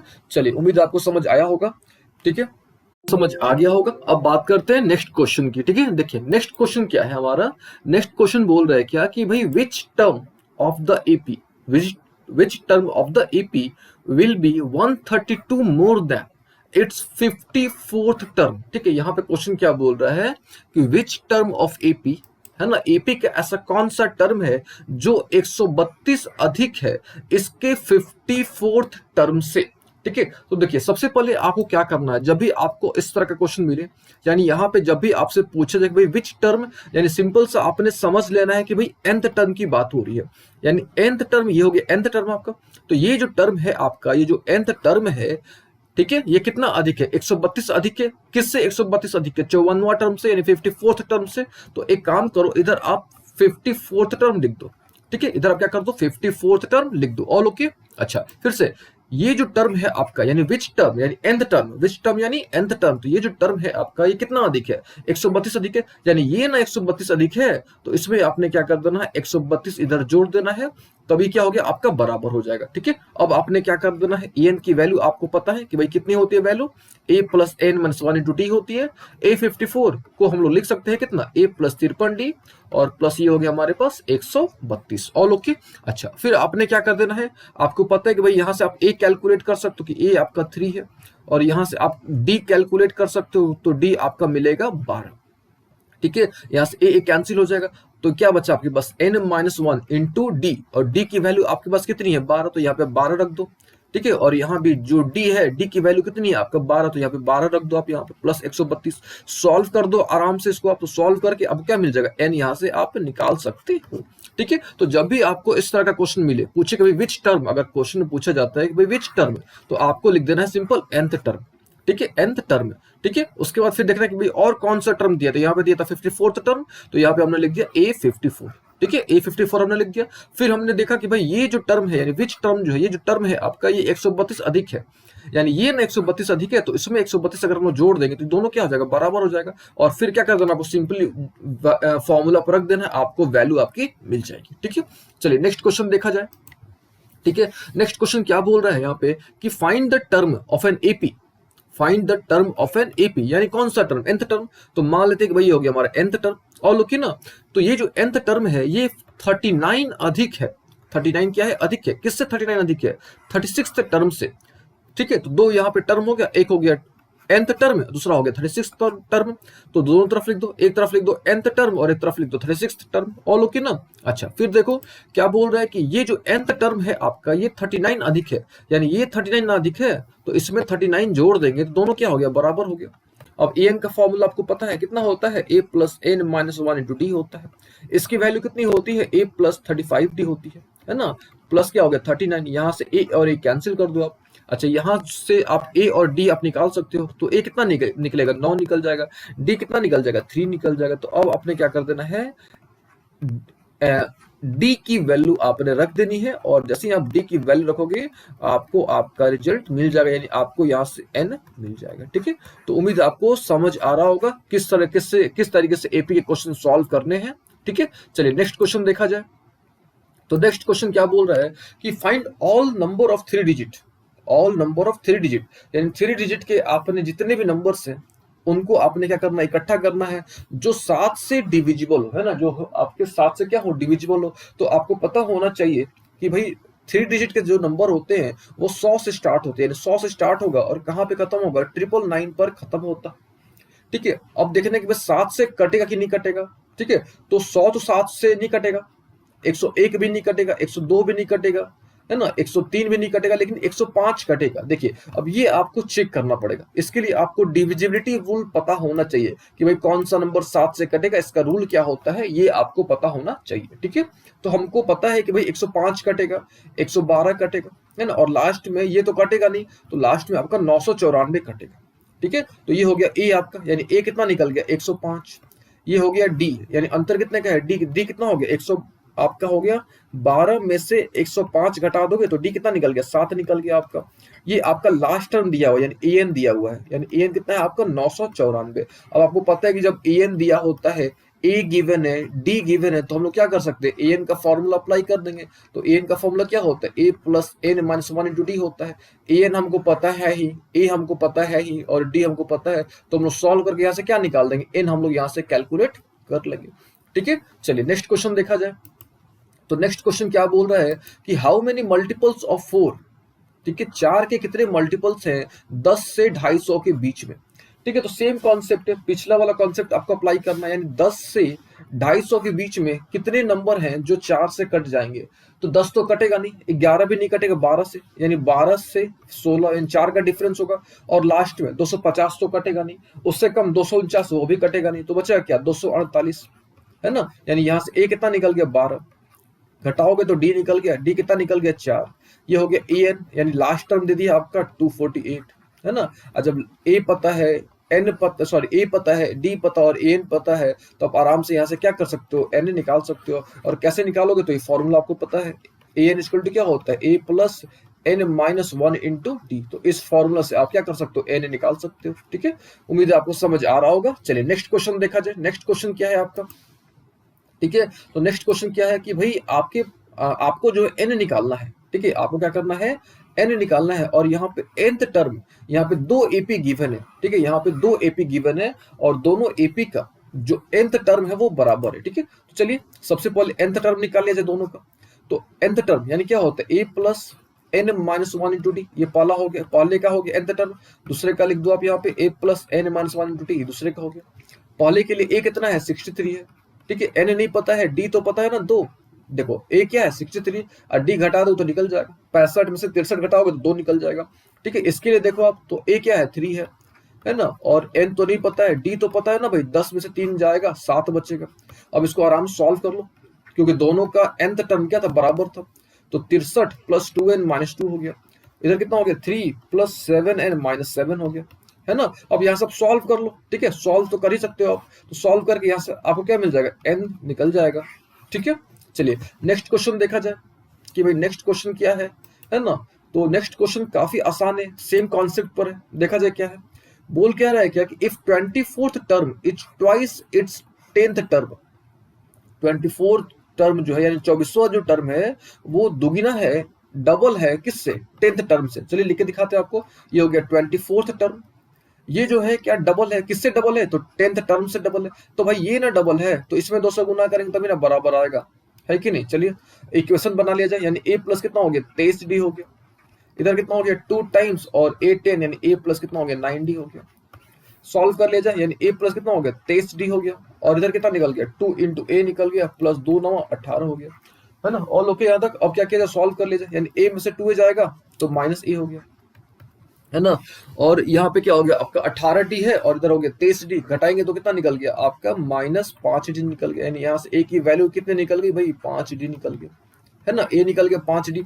अब आगे पढ़ा जाए, आगे क्या बोल रहा है, आगे बोल रहा है क्या कि आपको शो करना है कि जो 72 टर्म है, 72nd टर्म जो है वो 4 टाइम्स है 15 के 15 टर्म के, ठीक है। तो चलिए आपको हम करके दिखाते हैं, समझा देते हैं आपको। तो ऊपर से थोड़ा हमको इरेज करना होगा, ठीक है। तो क्या बोल रहा था आपको, क्वेश्चन बोल रहा है क्या कि 72nd टर्म जो है, यानी ये यहाँ पे आप लिख दो 72nd टर्म, ये जो है आपका क्या है 4 गुना है किसके 15 गुना 15 टर्म के 15 टर्म के।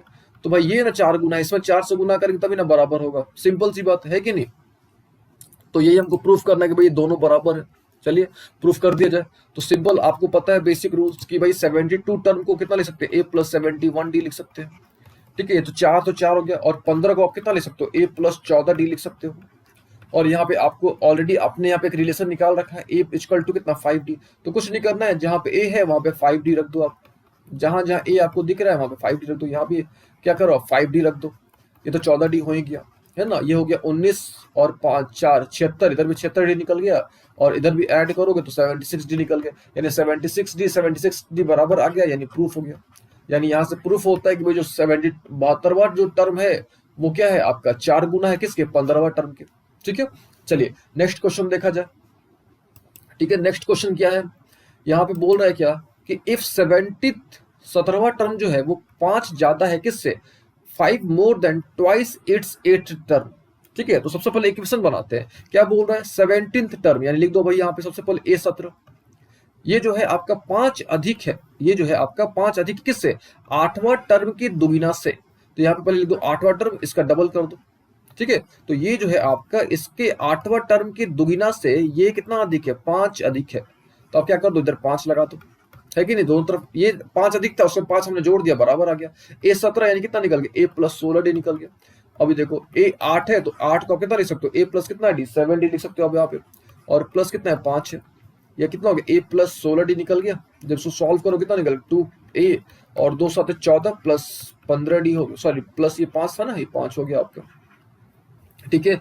अब क्या करना आपको, सिंपली सॉल्व कर देना है। तो ये घटाओगे इधर आपका, तो इधर क्या हो गया माइनस a हो गया, और ये मान लो कि इसको भी इधर लाते हो, इन दोनों को एक तरफ लाते हो, तो कितना हो गया 2d हो गया, इक्वल टू क्या हो गया 5। तो इसको क्या करो आप इक्वेशन 1 मान लो।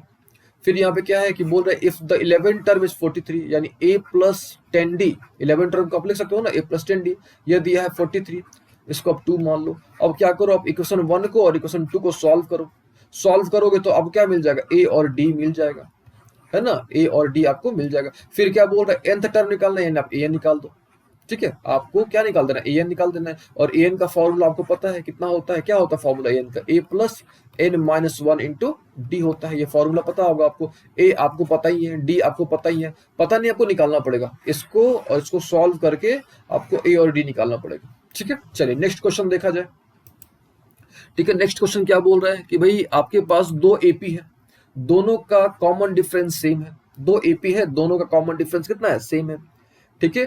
बोल रहा है क्या कि 100 टर्म का, है ना, उनके 100 टर्म के बीच का जो डिफरेंस है वो 100 है, ठीक है, अच्छी बात है। चलिए करके दिखाते। तो मान लेते हैं कि हमारे पास 2 AP है, एक पहला AP हो गया a1 प्लस 99d, दूसरा AP हो गया a2 प्लस क्या चाहिए 99d, दोनों का डिफरेंस, ठीक है, दोनों का डिफरेंस यानी a2 plus 99d minus a1 minus 99d, दोनों के 100 टर्म का डिफरेंस कितना दिया 100 है, ये कैंसिल हो गया, यानी a2 माइनस a1 कितना है 100, ठीक है। अच्छा फिर क्या पूछ रहे हैं आपसे कि भाई 1000 टर्म का डिफरेंस बताओ, तो इसका भी 1000 टर्म लिख दिया जाए। इसका पहले का 1000 टर्म कितना होगा a1 प्लस 999d, इसका कितना हो जाएगा a2 प्लस 999d, इसको भी घटा लो आप, यानी a2 plus 999d minus a1 minus क्या चीज 999d हो जाएगा। ये 999d कट गया, क्या बच गया a2 माइनस a1 बच गया। तो इसका 100 था तो इसका भी कितना निकल गया 100 आ गया, ठीक है, क्लियर कट आंसर है। तो सिंपल सा क्वेश्चन है। अगर यहाँ पे क्वेश्चन था कि भाई आपके पास 2 AP था और D यहाँ पे सेम था, ठीक है, तो आपको क्या करना था 1000 टर्म का डिफरेंस निकालना था, ठीक है। चलिए नेक्स्ट क्वेश्चन देखा जाए, ठीक है। नेक्स्ट क्वेश्चन क्या है, बोल क्या रहा है क्या, the sum of nth term from the beginning and from the end, है ना। तो nth term from the beginning आपको पता है कितना होता है, a plus n minus one into d होता है, और फ्रॉम द एंड इसका फॉर्मूला क्या होता है, l minus n minus one into d होता है। तो आपको क्या करना है, दोनों को जोड़ना है। तो भाई देखो प्लस माइनस कट गया, क्या बच गया, ये a प्लस एल बच गया। तो याद रखिएगा a प्लस एल, ठीक है। चलिए नेक्स्ट क्वेश्चन देखा जाए। तो नेक्स्ट क्वेश्चन काफी आसान है, ठीक है। ये क्वेश्चन क्या बोल रहा है कि भाई m plus one term is twice the n plus one term. चलिए लिख देते हैं, ये हो गया m प्लस वन टर्म, ये जो है आपका डबल है, किसके डबल है, तो n प्लस वन के डबल है। तो यहाँ पे लिख दो n प्लस वन के डबल है। तो भाई ये ना डबल है तो इसमें दो से गुना करेंगे तभी ना बराबर आएगा, है कि नहीं। तो an का फॉर्मूला अप्लाई कर दो, यहाँ पे क्या हो जाएगा, a प्लस ये हो गया n minus one into D हो गया, टू को टू रख दो, इसको भी हल कर दो, a प्लस n हो गया, ये माइनस वन इंटू क्या हो गया, डी हो गया, ठीक है। अच्छा अब यहाँ से क्या करोगे आप, सॉल्व करोगे इसको, और सॉल्व करके यहाँ से क्या करोगे, ए और डी के बीच में रिलेशनशिप स्टैब्लिश करोगे, ए और डी के बीच में रिलेशनशिप स्टैब्लिश करोगे, ठीक है। और फिर जो बोल रहा है कि भाई अब क्या प्रूफ करना है कि 3m प्लस वन टर्म जो है वो डबल सॉरी वो ट्वाइस है, ठीक है, किसके twice, m n plus one term के, ठीक है। आप रख दोगे, ट्राई करोगे आप खुद से, अगर प्रॉब्लम होता है तो आप हमको बताओगे, हम आपको हेल्प करेंगे, ठीक है। तो आज हमने क्या करा, एपी के जितने भी क्वेश्चन थे, जितने भी बेसिक क्वेश्चन थे वो हमने कवर करा, ठीक है। अगले क्लास में हम लोग टर्म्स ऑफ एपी के बारे में डिस्कस करेंगे, और इसके साथ साथ, है ना, इसके साथ साथ हम लोग sum of AP, sum of nth term of n AP, उसके बारे में हम लोग डिस्कस करेंगे।